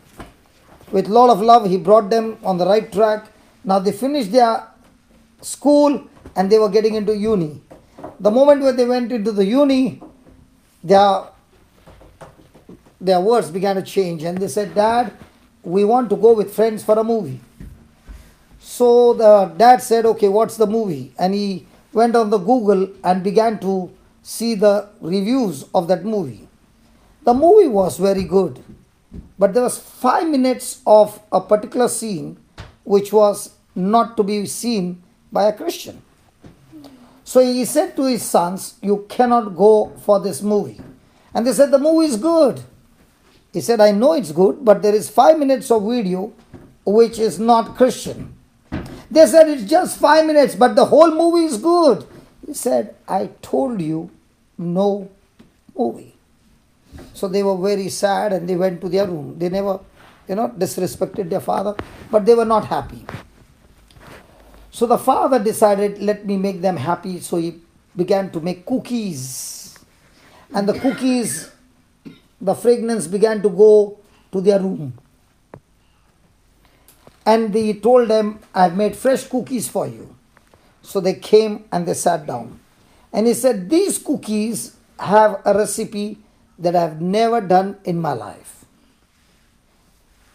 It is a brand new recipe invented by me. And I want you to taste it. And they began to eat it. And they liked it. And one of the sons said, Dad, what is so special about this cookie? He said, in this recipe, I added a particular ingredient that no person in the world has ever added an ingredient. So the son said, what is that ingredient, Dad?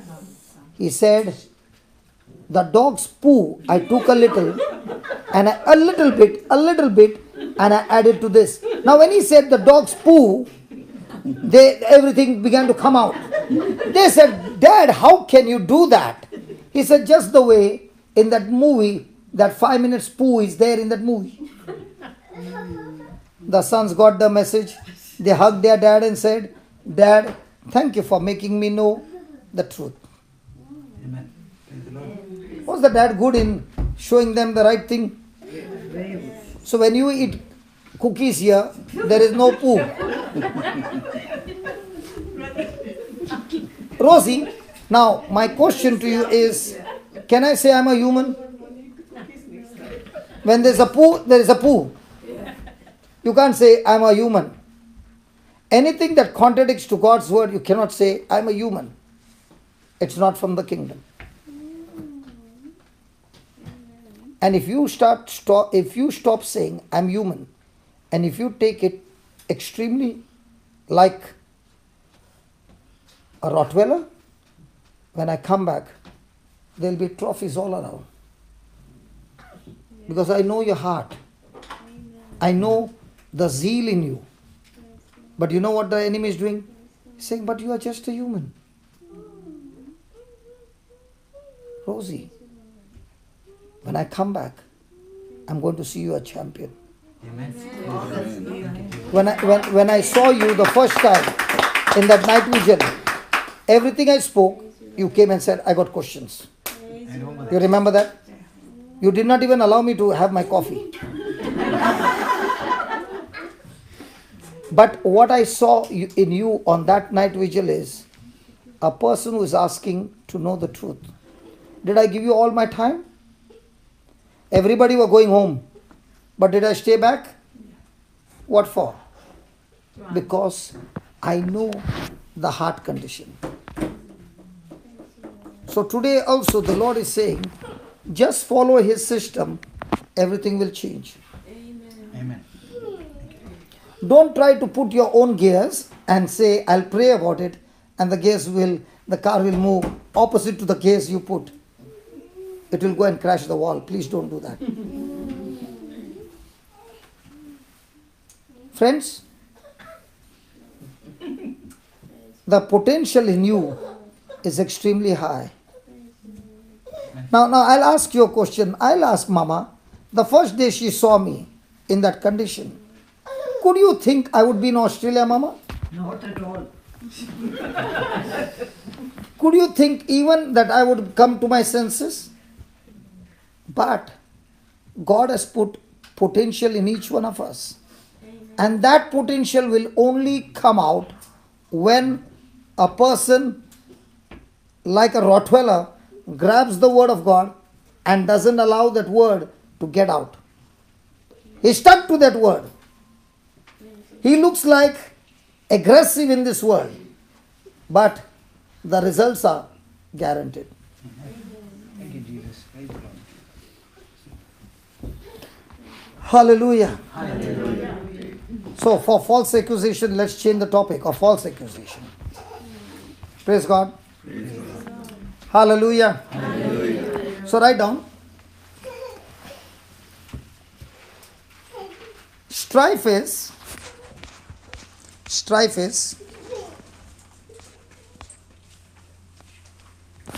present. Strife is present when our spirits.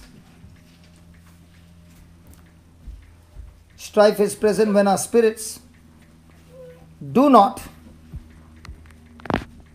line up with God's word.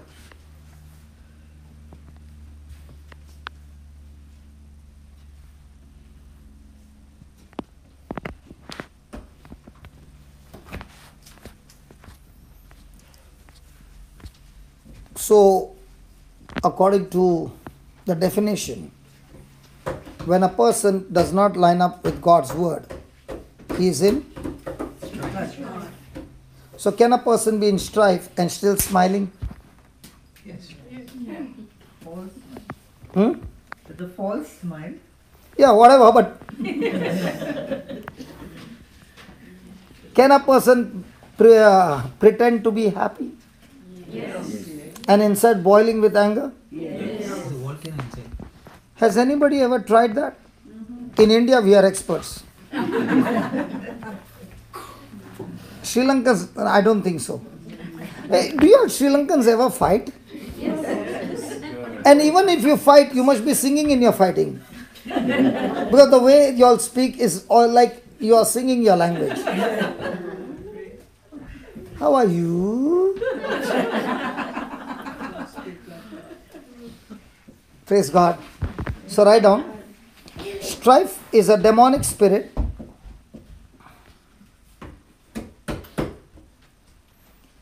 that wants to destroy our lives.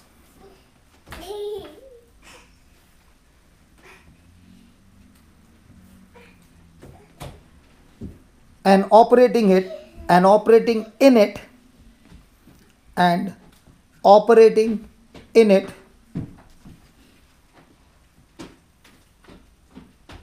opens the door for the devil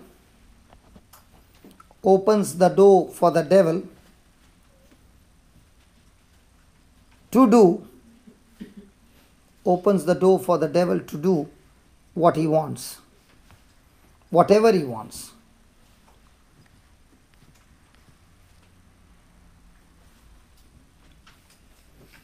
Can you read that, please? It's a demonic spirit.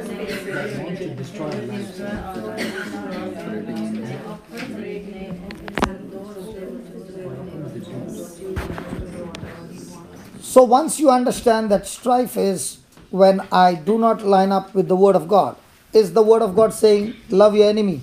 Yes. Do good to those who hurt you. Bless those who pray for those who persecute you. Now, have you read this before? Yes. Do we practice it?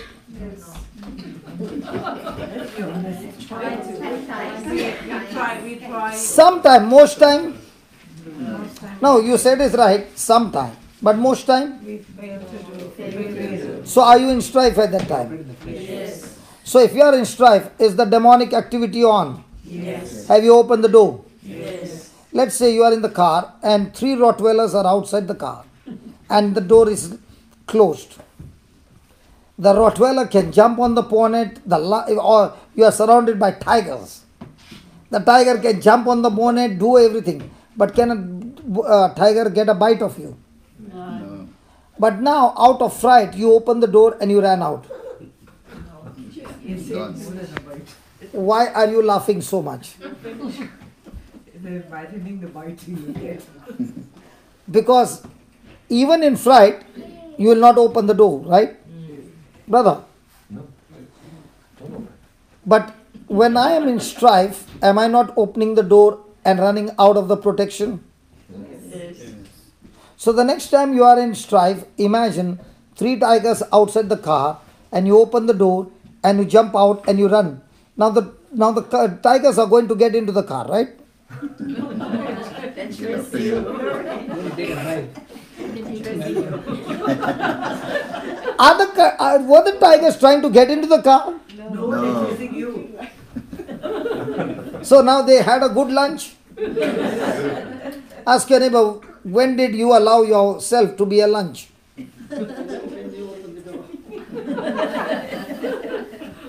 Do we open the door? Yes. Hello, do we open the door? Yes. So what's the devil going to do? Use somebody, mostly somebody at home, to put so much of pressure that you open the door. And how do you open the door? With your mouth. By arguing. Oh, the ladies don't argue. Don't look there, brother. Look here. We men never, we all the time argue. See, I'll ask you. A wife will ask her husband, he's off mood. What happened? He'll say nothing. The other way around. The wife will come again and say, tell me what happened. Nothing. Is there any argument? Now the husband will... Huh? Not answering. Sorry? There will be an argument for not answering. So now the wife is off mood and the husband says, what happened? She opens her mouth and never closes.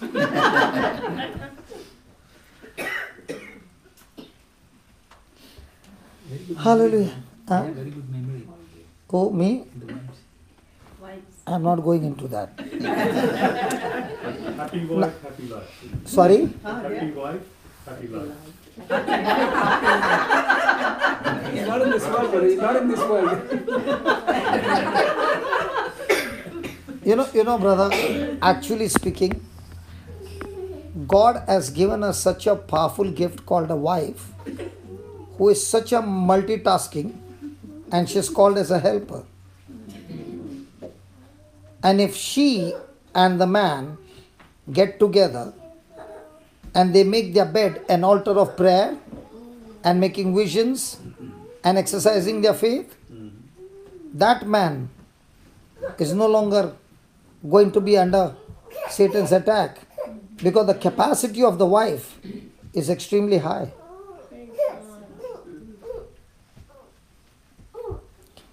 The issue comes when both of them are not in the foundation of the word. If the foundation is the word, Satan can never touch that family, neither their children. Praise God. Praise God. Hallelujah. Hallelujah. So write down, strife aims to steal, kill and destroy. Strife aims to steal, kill and destroy.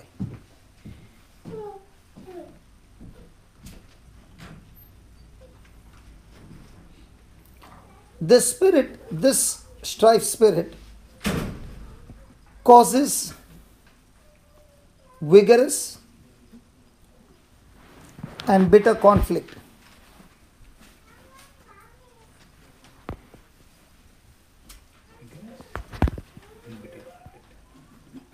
Vigorous and bitter conflict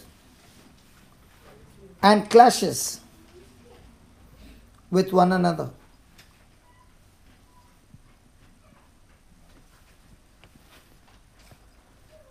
Hatred, gossip, selfishness, pride. Do you remember when you were a teacher how much you troubled us?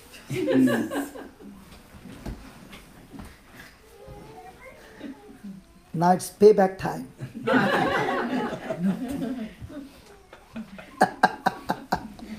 When I was in school, I was a very good boy.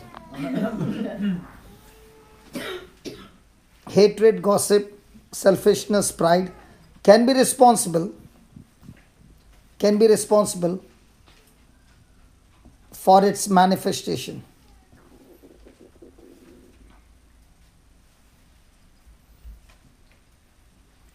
The teacher would say, "You good for nothing." And out of the 100-time punishment, I got 95 times punishment for talking. Very talkative. Training ground. I did not know it was a gift from God. Yeah, that was your training ground. Yeah, but they never told me, you talk how much you want, but talk the lessons. Now also talk how much you want, but talk the word of God. Amen. Strife brings with it, in capital letter, spirit of division.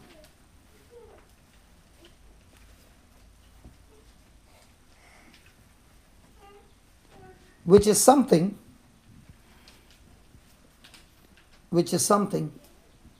we do not want in our lives.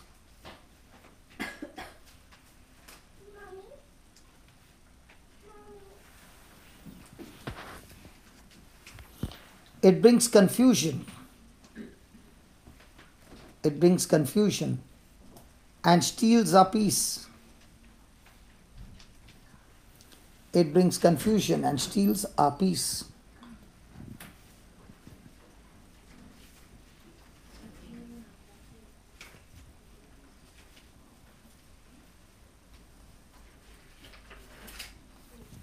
Praise God. So we are going to learn how to stand up against strife and turn it into victory. Is that a good topic? Yes. Hello. Absolutely. Beautiful topic. So let's go to James chapter 3:16.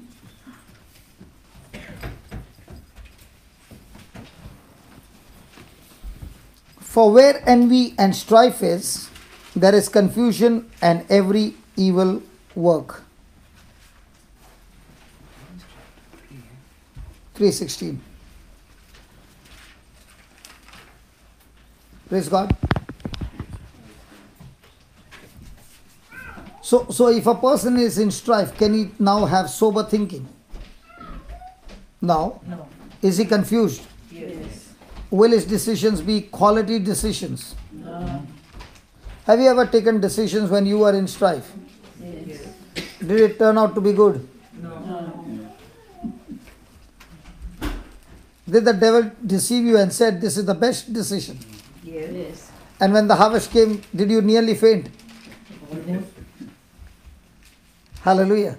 So when you are in strife, see that you do not take a hasteful decision, but first of all learn to shut the door by walking in love and forgiveness. Because it says, for where envy and strife is, there is confusion and every evil work. So is the devil going to use your body and your resources for his evil work? So now are you carrying out God's assignment or the devil's assignment? Praise God. So write down. We must learn to recognize this evil spirit. We must learn to recognize this evil spirit. We must learn to recognize this evil spirit so that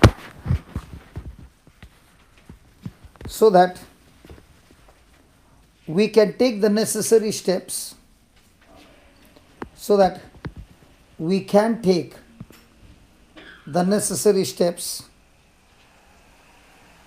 to block it when it shows up.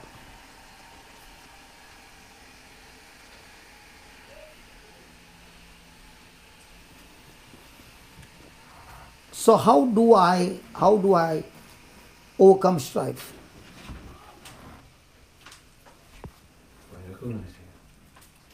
If you recognize it, after that what do you do? by the principle of God, of word of God. So is there going to be crucifixion? Yeah. It's by the flesh. So the only way to, or one of the first step to overcome strife is to learn to crucify my flesh. Is it going to be by force? No. Is it going to be my own choice? No. Yes. Yes. Is it going to be my free will? Yes. Yes. So every time strife is prolonging for a long time, what is the reason? The person has refused to crucify his flesh. So what is his flesh? The His selfish, emotions, feelings, pride, The mind. All the bad. Selfishness. Selfishness. My mind that is self-centered. My mind that contradicts to God's word is the flesh. Now that portion of me has to be crucified. Who will crucify? The person coming against me. No, me. No, I. But most of the time, whom do we want to crucify? The other My flesh or other people? Other people. Other people. Ask your neighbor, how many people did you crucify in your life? This question nobody asked anybody.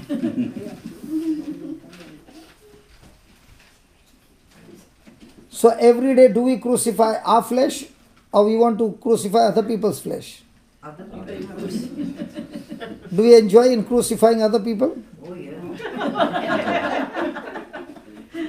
Who is giving all these answers? Hallelujah. So write down. We overcome strife by crucifying the flesh.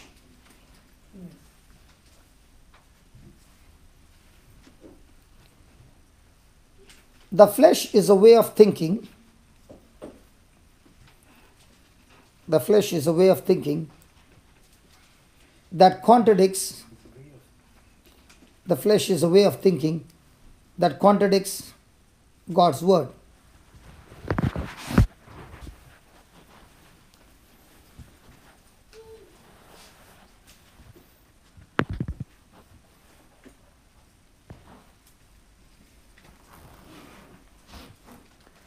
Praise God. Now, a flesh is when my thinking is contradicting to God's word. So,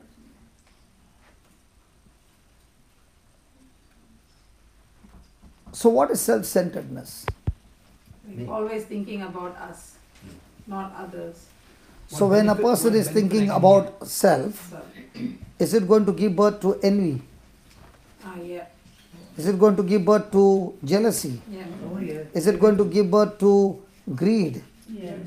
Is it going to give birth to offense and bitterness? Yes.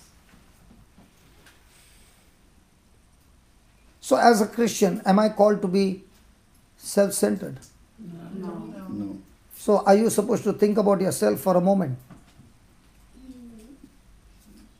No. For a moment. Even for a moment. Even for a moment. No. As a Christian, if a person is all the time, center is Jesus and others, he cannot sin. Every sin that we have committed is what's the root? Self. Yeah. So how do you walk out of that? Crucify your Flesh. flesh. The desires of your flesh. So if a person is all the time thinking about me and my family benefit, is he going to be in trouble? Yes. And if that same person is all the time thinking about kingdom benefit and others' benefit, Joy.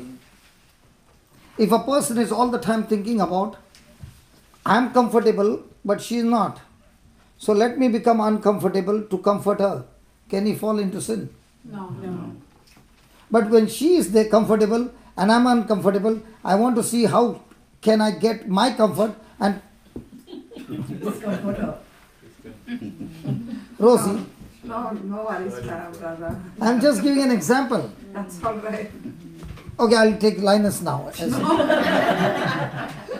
Others, after I'm gone, you will call up Mama and say, I need inner healing. No, I say all. Do you need inner healing or do you need change of thinking? Change of thinking. The moment, when does a person get delivered? The moment he has changed his thinking. When is a person in bondage? When his thinking is wrong. When is the person healed? When his thinking is aligning with the Word of God. So whether I'm in this kingdom or that kingdom, is it depending on my thinking or my action? Thinking. So which is the root? Thinking. Action is the fruit. If the root went wrong, the fruit will go wrong.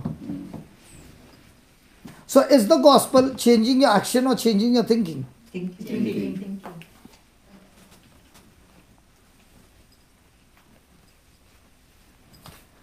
Hallelujah. So most of the time, are we self-centered Yes. or other-centered?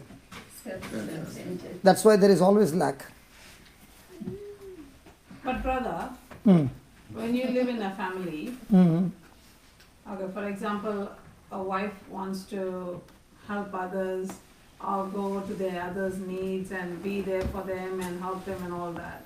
And if the husband or the children, they don't like that or they think or they're taking their time off or whatever from their family. So that means the wife, even though she has the heart to help, but she's forced not to help because of the situation. So Okay. that means that wife can't be in front of God's eyes. She's not self-centered. She is thinking about others and wants to help others. But at the same time, family is important. So how will the wife? Can I answer you with the scripture? Yeah. Okay, let me answer you with the scripture. Open your Bible. Isn't Rosie so good? Yeah. She's making all of us learn. Yes, good. That's why I like the class where Rosie is around. And if I have 5 Rosies in a class, the class will be really interesting. You'll learn more. Because you know what, Rosie, why I'm answering your question is because you're asking to clarify your doubt. You're not asking so that you can trap me. Pharisees ask questions. Because the reason that every time when I ask any questions to you, even in the past, all those situations I have been through, and I struggle to find a solution for that, and sometimes I fail to find the solution because maybe I wasn't guided in the right way. So that's why when I see a preacher like you, I like to clarify, and I would like to know when I So that you can practice. Yeah. So when I face situations in future, You I can should know how practice. to practice. Okay. Now. Can you go to Galatians chapter 6 verse 7?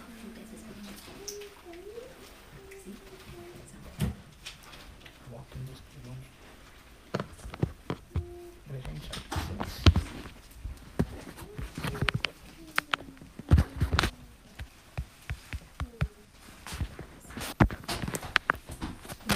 Yeah, read it. Galatians chapter 6.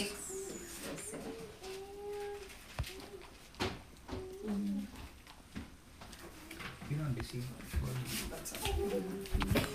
Be not. Okay. Do not be deceived. Rosie, do not be deceived.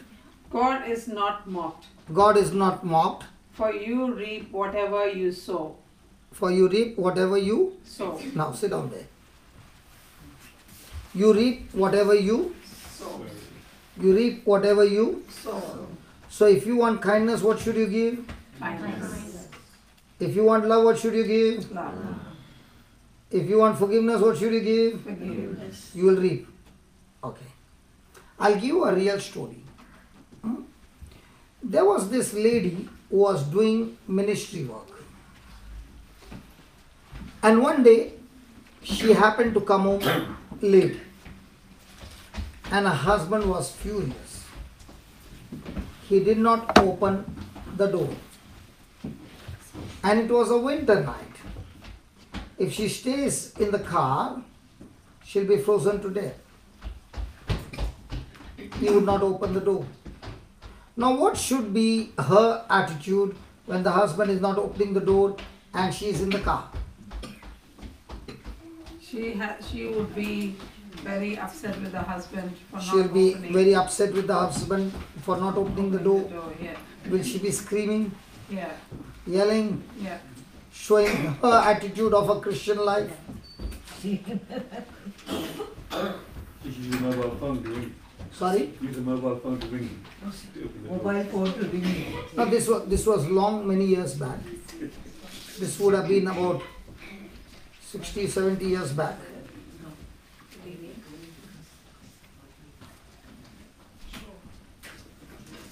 Sorry, brother. Yeah, no problem. She asked the question, no? So I should give her the answer or you the answer? Give all of Okay, us. I will give her the answer after we finish. So let's change the topic now. No. You want to hear what answer I'm going to give her? But it serves us.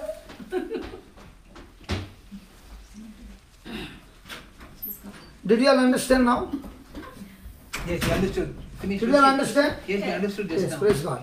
He- Come on, let's he go just explained further. it. He just explained it. Sorry. So you want me to repeat again? Just for Rosie's sake, brother. He's a kind-hearted person. Should I repeat again? Yes, brother, because I was the one who asked you the question. Fight she got. What she said? The one who asked the question. But you are not there when I answered. Yeah, I know, because I need to help.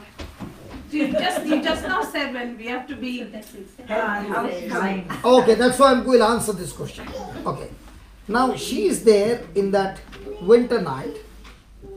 Her natural instinct, humanly, she should get angry. She began to praise God for that situation and she said, Lord, you have given me the beautiful husband. And she began to thank God for the husband. And as she began to do that, the Lord inspired her to check the garage door. And it was open. So she parked the car and she spent the whole night in the car. When the morning came, this man was ready and she rang the bell. The moment he opened the door, she hugged him, kissed him, loved him, and she said, I'm already late. I have to prepare breakfast for you, and this and that, as if she came from the bedroom. Now, did the husband expect that? No. But did she repay with love? Yes. Genuine love, not pretending, genuine love. So the husband said, what kind of a nut are you? I put you out the whole night, and you walk in, and you feel you are acting as if nothing has happened. Aren't you getting angry with me? She said, no, because he told me to love you the way you are. I don't love you because you love me. I love you because he loves me. I love you because he loves me. I don't love you because you love me. Now obviously you'll ask, who is that he? So she said, he is my Jesus, who teaches me only to love you and expect nothing from you. Now did she sow the seed of love? Yes. So he broke down and he said, can I receive him? So he accepted Christ on that day. And the man's name is Smith Wigglesworth, who afterwards went and raised 24 people from the dead. Praise God. Hallelujah. Now, did this wife think the previous night that all this is going to happen and in the morning my husband is going to be converted? No. Now, did he get converted by her preaching of the gospel or her lifestyle of the gospel? So did she make her husband the source or Jesus the source? Jesus. So the day you make Jesus the source, he is perfect. The day you make your spouse your source, he is imperfect. You can't expect imperfect things coming perfect in your life. But you can definitely expect perfect things coming from a perfect person in your life. So most of the time, our source is who? The world thinks. Jesus or people or... People. Okay. Now that you sowed a good seed, what is he saying in verse number 9? Read verse number 8.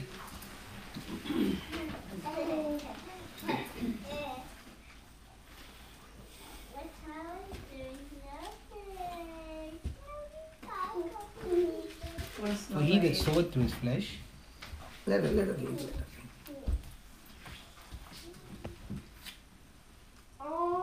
If you sow to your own flesh, you will reap corruption from the flesh.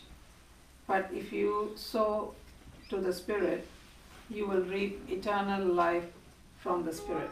Then, So let us not grow weary in doing what is right, for we will reap at harvest time if we do not give up.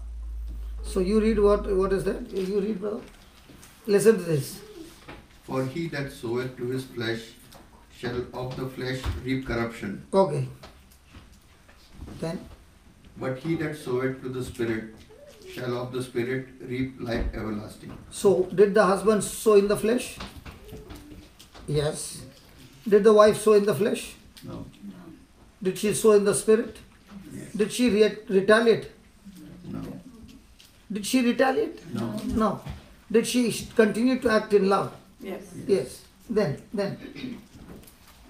And let us not be weary in well doing, for in due season we shall reap. So is there a due season? Yeah. Do you know when it is? But is it guaranteed there? Yeah. So will that give you joy? Yeah. So are you getting tired? No. Because he says when you are doing good and still you are not getting result, you will start getting tired. Yeah, that's when the patience and faith work together, isn't it? Yeah.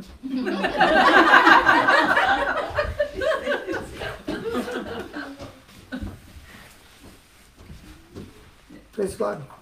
Praise God. You know, Rosie, in Sri Lanka you have got family. Yeah. And your family has got 2 glasses of water. In my country we got family that gives us only 1 glass. Brother, I'm from India as well. I'm from Chennai. Our place for that. Same. So why did you say she and she? Wrong introduction. He said Roshi's friend. I did not say she's from. I'm Okay. from Chennai. Okay. In Sri Lanka you got family, coconut water. So in my grandma's house there is a coconut tree in the front of the house and on the right side.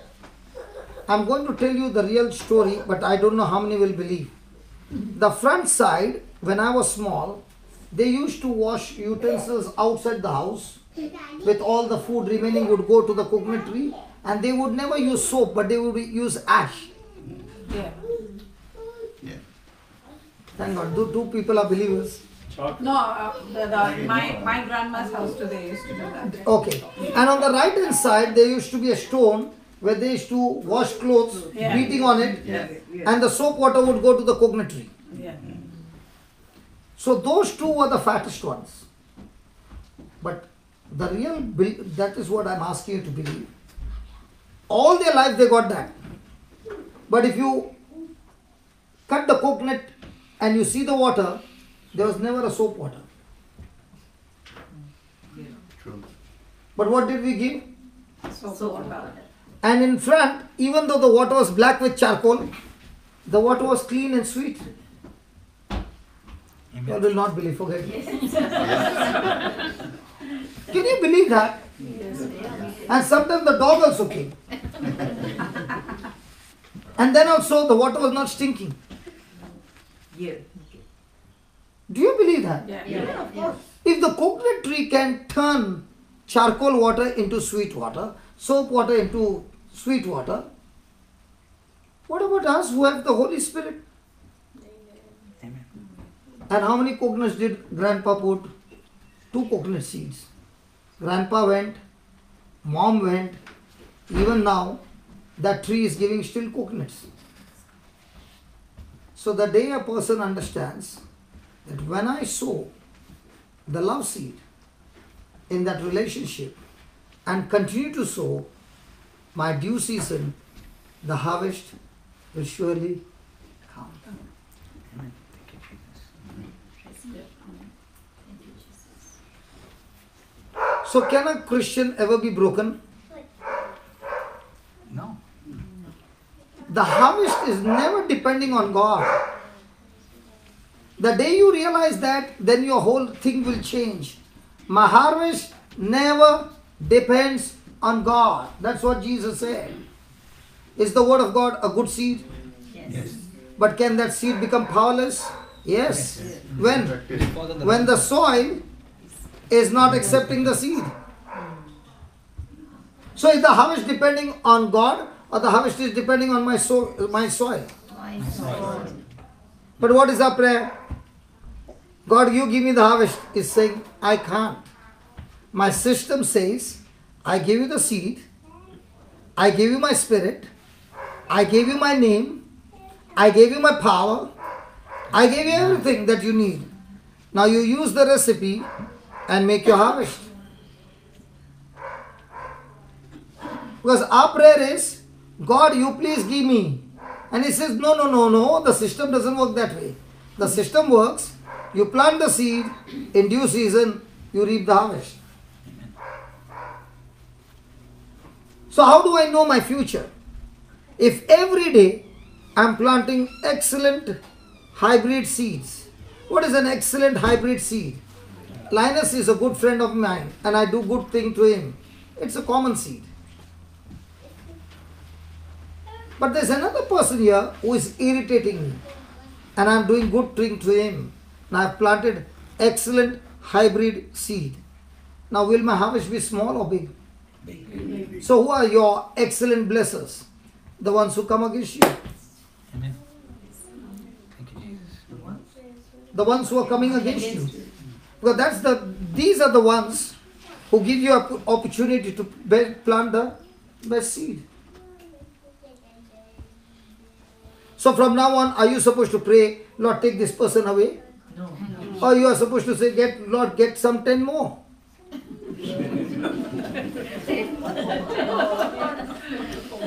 Some are saying one in the house is enough.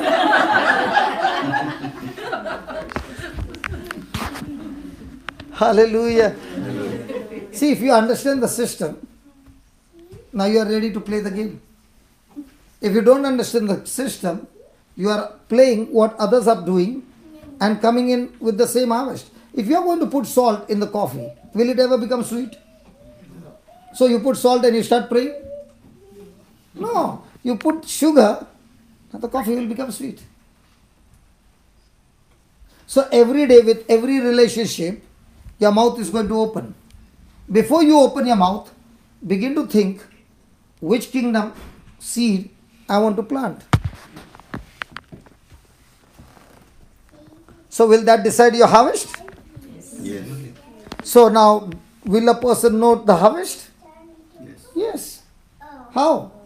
What is he doing every day? Decides my harvest in the future.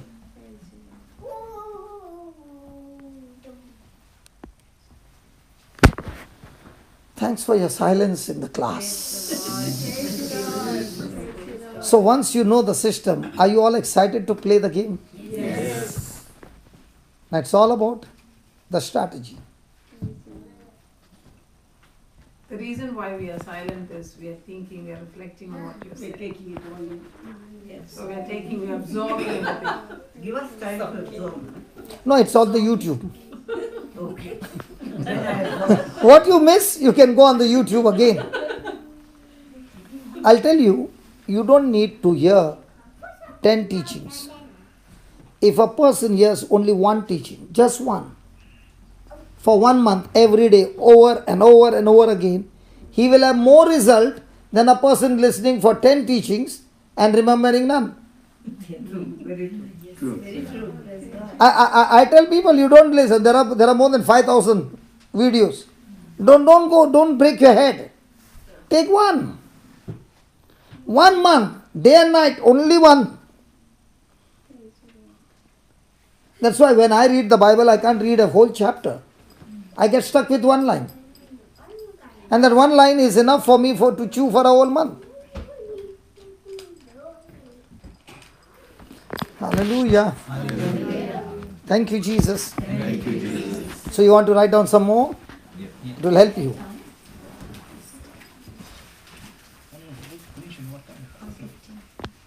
What's the time? It's 5 o'clock. 5 o'clock. Huh? The time just 5:15? Yes. So soon?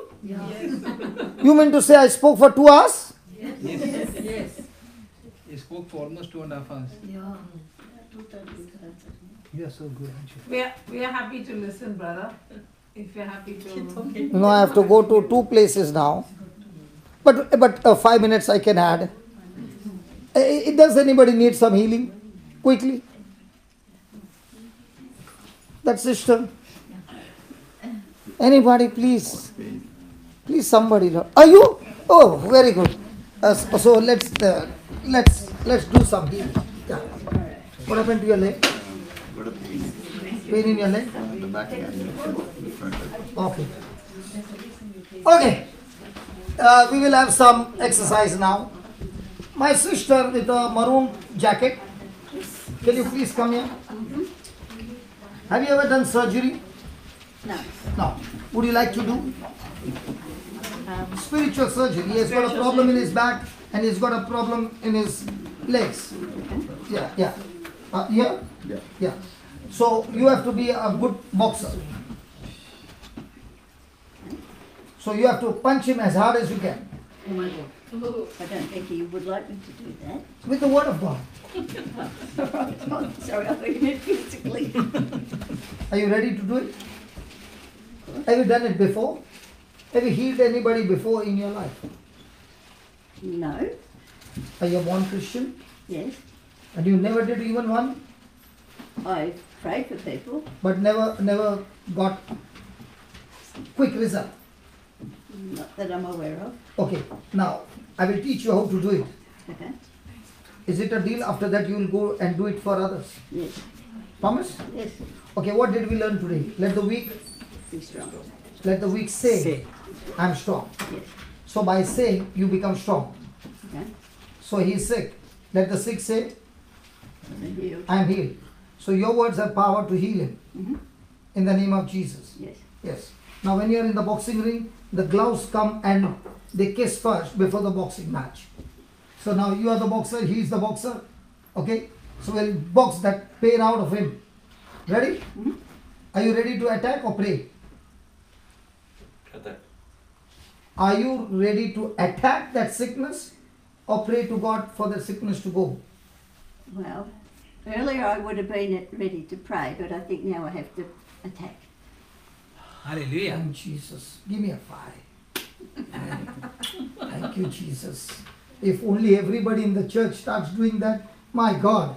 Come on, close your eyes and say this. Lord Jesus, Lord Jesus, you have given me the power you have given me the power and the authority and the authority to trample down to trample down snakes and scorpions snakes and scorpions and to overcome and to overcome all the powers of the enemy. all the powers of the enemy. In the name of Jesus, In the name of Jesus, I trample this sickness I trample this sickness under my feet. under my feet. I curse it I curse it and I command it, and I command it get out of his body now. out of his body now. I speak to all his bones, I speak to all his bones. be aligned Be aligned right now. right now. Nerves be loosed Nerves be loosed and all pain and all pain get out of his body get out of his body right now. right now. In the name of Jesus, In the name of Jesus, be healed, be healed, set free, set free, completely. completely. In Jesus' name. In Jesus' name. Amen. Amen. It's done. Now, as hard as you can, give it short like this. One more time. One last time. Now check your back. Everything is gone. Yeah. You can bend as well. Nothing? No. Congratulations. Praise God. On the first round, knockout. 1, 2, 3, 4, 5, 6, 7, 8, 9, 10. Winner. And by the way, what's your name? Chris. Chris. And your name, brother? Kishore. Kishore. So Chris killed that sickness in Kishore's body. Say it again. Chris killed that sickness in Krishna's body in the name of Jesus. Kishore's body Yes. in the name of Jesus. Amen. So congratulations. Now are you a killer? Sort of. So please use your killing skills in the name of Jesus to set the captives free. Amen. Amen. Is that good? Yes. Thank you, brother. Thank you. Who's next? Come. The sister in red. Yeah. Yeah, you. Yeah. Okay. Yeah. What's your problem? I'm having deep ear pain Mm-hmm. for the past 14 to 15 days. Mm. And that was on the left side of the head and face with burning eye pain at the back. And the eyelid is wider than the right. So it's causing pain down the neck, down the back. And it's not nauseous. And today there's a rash as well come up on the left side of the face. So it's troubling.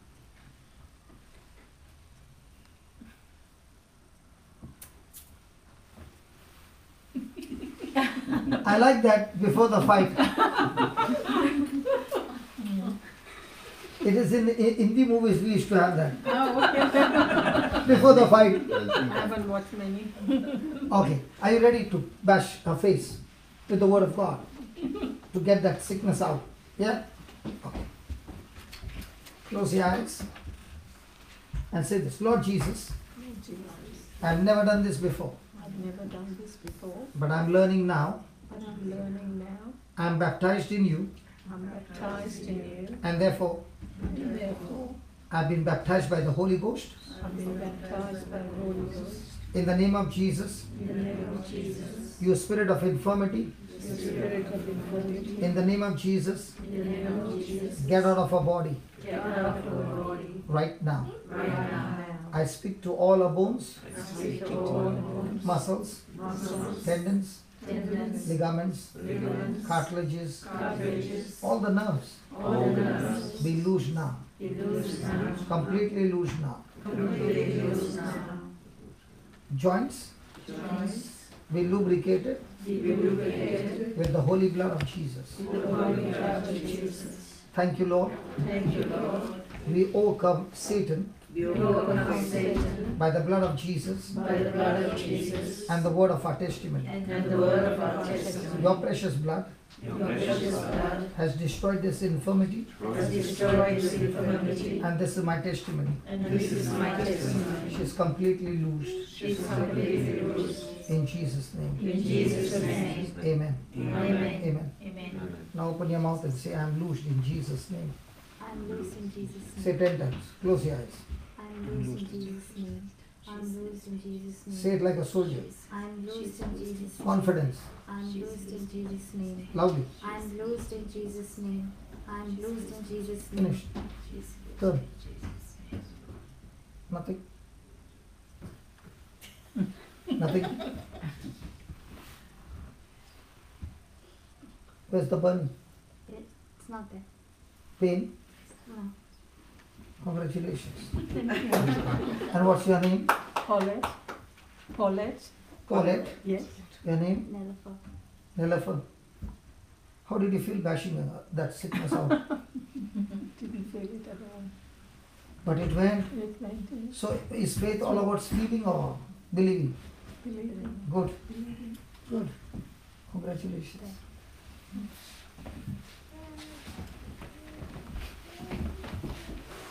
Who's next? Come.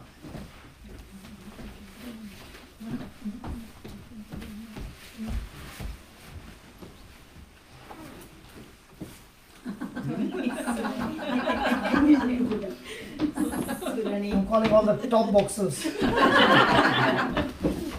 People who have never done boxing before. Have you done boxing before? No. No. So this is your first class? She's already making her costume ready. Okay. What's your problem?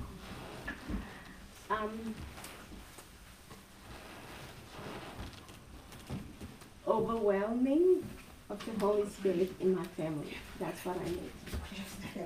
Not any sickness. Not any sickness. So what do you want? An overwhelming of the Holy Spirit in my family. What about you? And I want to see clearly now. Praise God.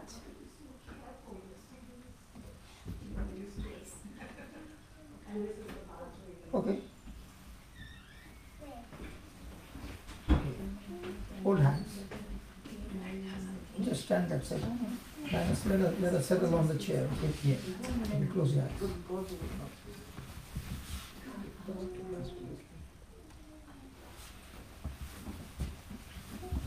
Say this. Lord Jesus. Lord Jesus. No, you only listen. Lord Jesus. Lord Jesus.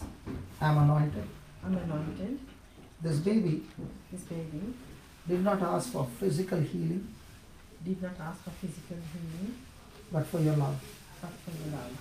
Your spirit is your love. Your spirit is your love. Lord Jesus, Lord Jesus, all those who call on your name all those who call on your name are never put to shame. are never put to shame. She's calling out your name, She's calling out your name, and Lord Jesus, and Lord Jesus, she's asking for the Holy Spirit touch. and she's asking for the Holy Spirit touch. O Spirit of God, O Spirit of God, touch her now. touch her now. Let your anointing Let your anointing flow into her heart. flow into her heart. Don't pray, just listen to what she's saying. Spirit of God, Spirit of God, touch her now. touch her now. Let her experience Let her experience your fire your fire going into her, going into her, destroying destroying every kind of strife, every kind of strife, every kind of brokenness, every kind of brokenness, every bad memory. every bad memory. At this very moment, Lord, At this very moment, Lord, touch every member of our family. touch every member of her family. In the name of Jesus, In the name of Jesus, receive the fire. receive the fire. Say that again. In the name of Jesus, receive the fire. Keep saying. In the name of Jesus, receive the fire. In the name of Jesus, receive the fire. In the name of Jesus, receive the fire. In the name Hold of on. Jesus, Linus, keep your eyes open. in the name of Jesus, receive the fire. In the name of Jesus, receive the fire. In the name of Jesus, receive the fire. In the name of Jesus, receive the fire. In the name of Jesus, receive the fire. In the name of Jesus, receive the fire. In the name of Jesus, receive the fire. In the name of Jesus, receive the fire. In the name of Jesus, receive the fire. In the name of Jesus, receive the fire. In the name of Jesus, receive the fire. In the name of Jesus, receive the fire. In the name of Jesus, receive the fire. In the name of Jesus, receive the fire. No. You say the same words by imagining she's on fire. Say the same words and see what happens. In the name of Jesus, receive the fire. In the name of Jesus, receive the fire. In the name of Jesus, receive the There, fire. she's all drunk now. In the name of Jesus, receive the fire. In the name of Jesus, receive the fire. In the name of Jesus, receive the fire. In the name of Jesus, receive the fire. In the name of Jesus, receive the fire. In the name of Jesus, receive the fire. In the name of Jesus, receive the fire. In the name of Jesus, receive the fire. She's all drunk. Did you ever think your words have got power? There, she's all drunk.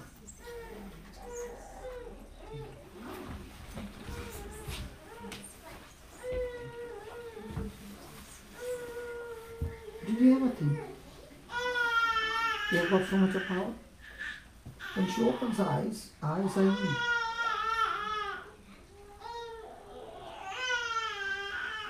The problem with us is we fail to believe what God's word says. He says all of us are blessed, all of us are anointed. It is only when you use grace with your belief, the effect is there.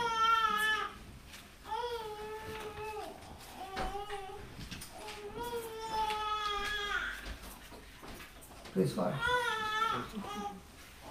Thank you, Jesus. I love my job. Thank you, Jesus. Come, let us just do the finishing prayer. Actually, when you are praying there, I for a few seconds Come I was here. feeling cold. Yeah. I was How are feeling you? Cold. Praise God. You're not only good. Tell me what was your experience?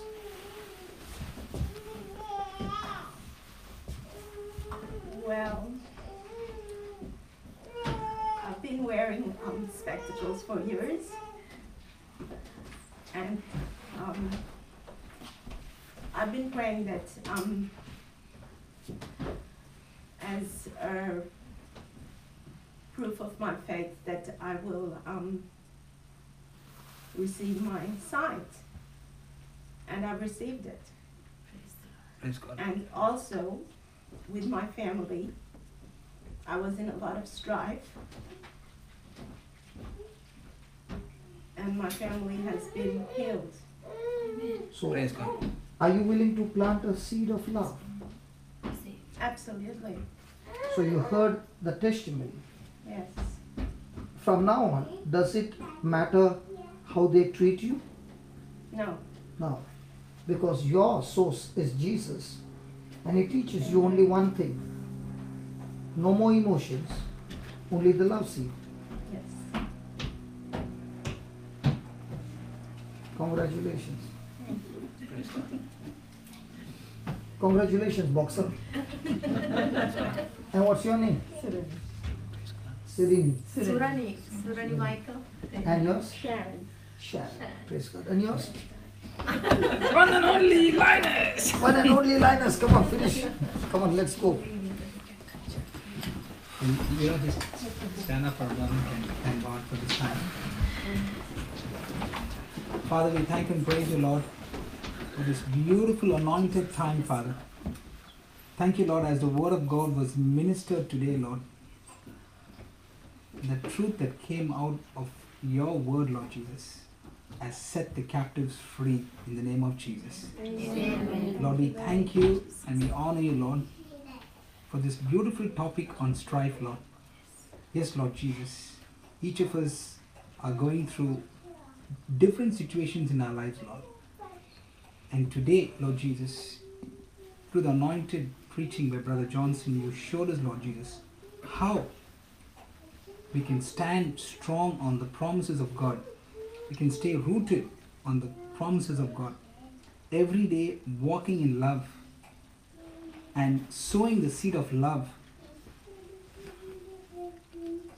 in our family and living that life of love that you came to give us, Lord, and that you have given us, using that same love, Lord Jesus, to go out there and love everyone, Lord, unconditionally, with unconditional love and unconditional forgiveness.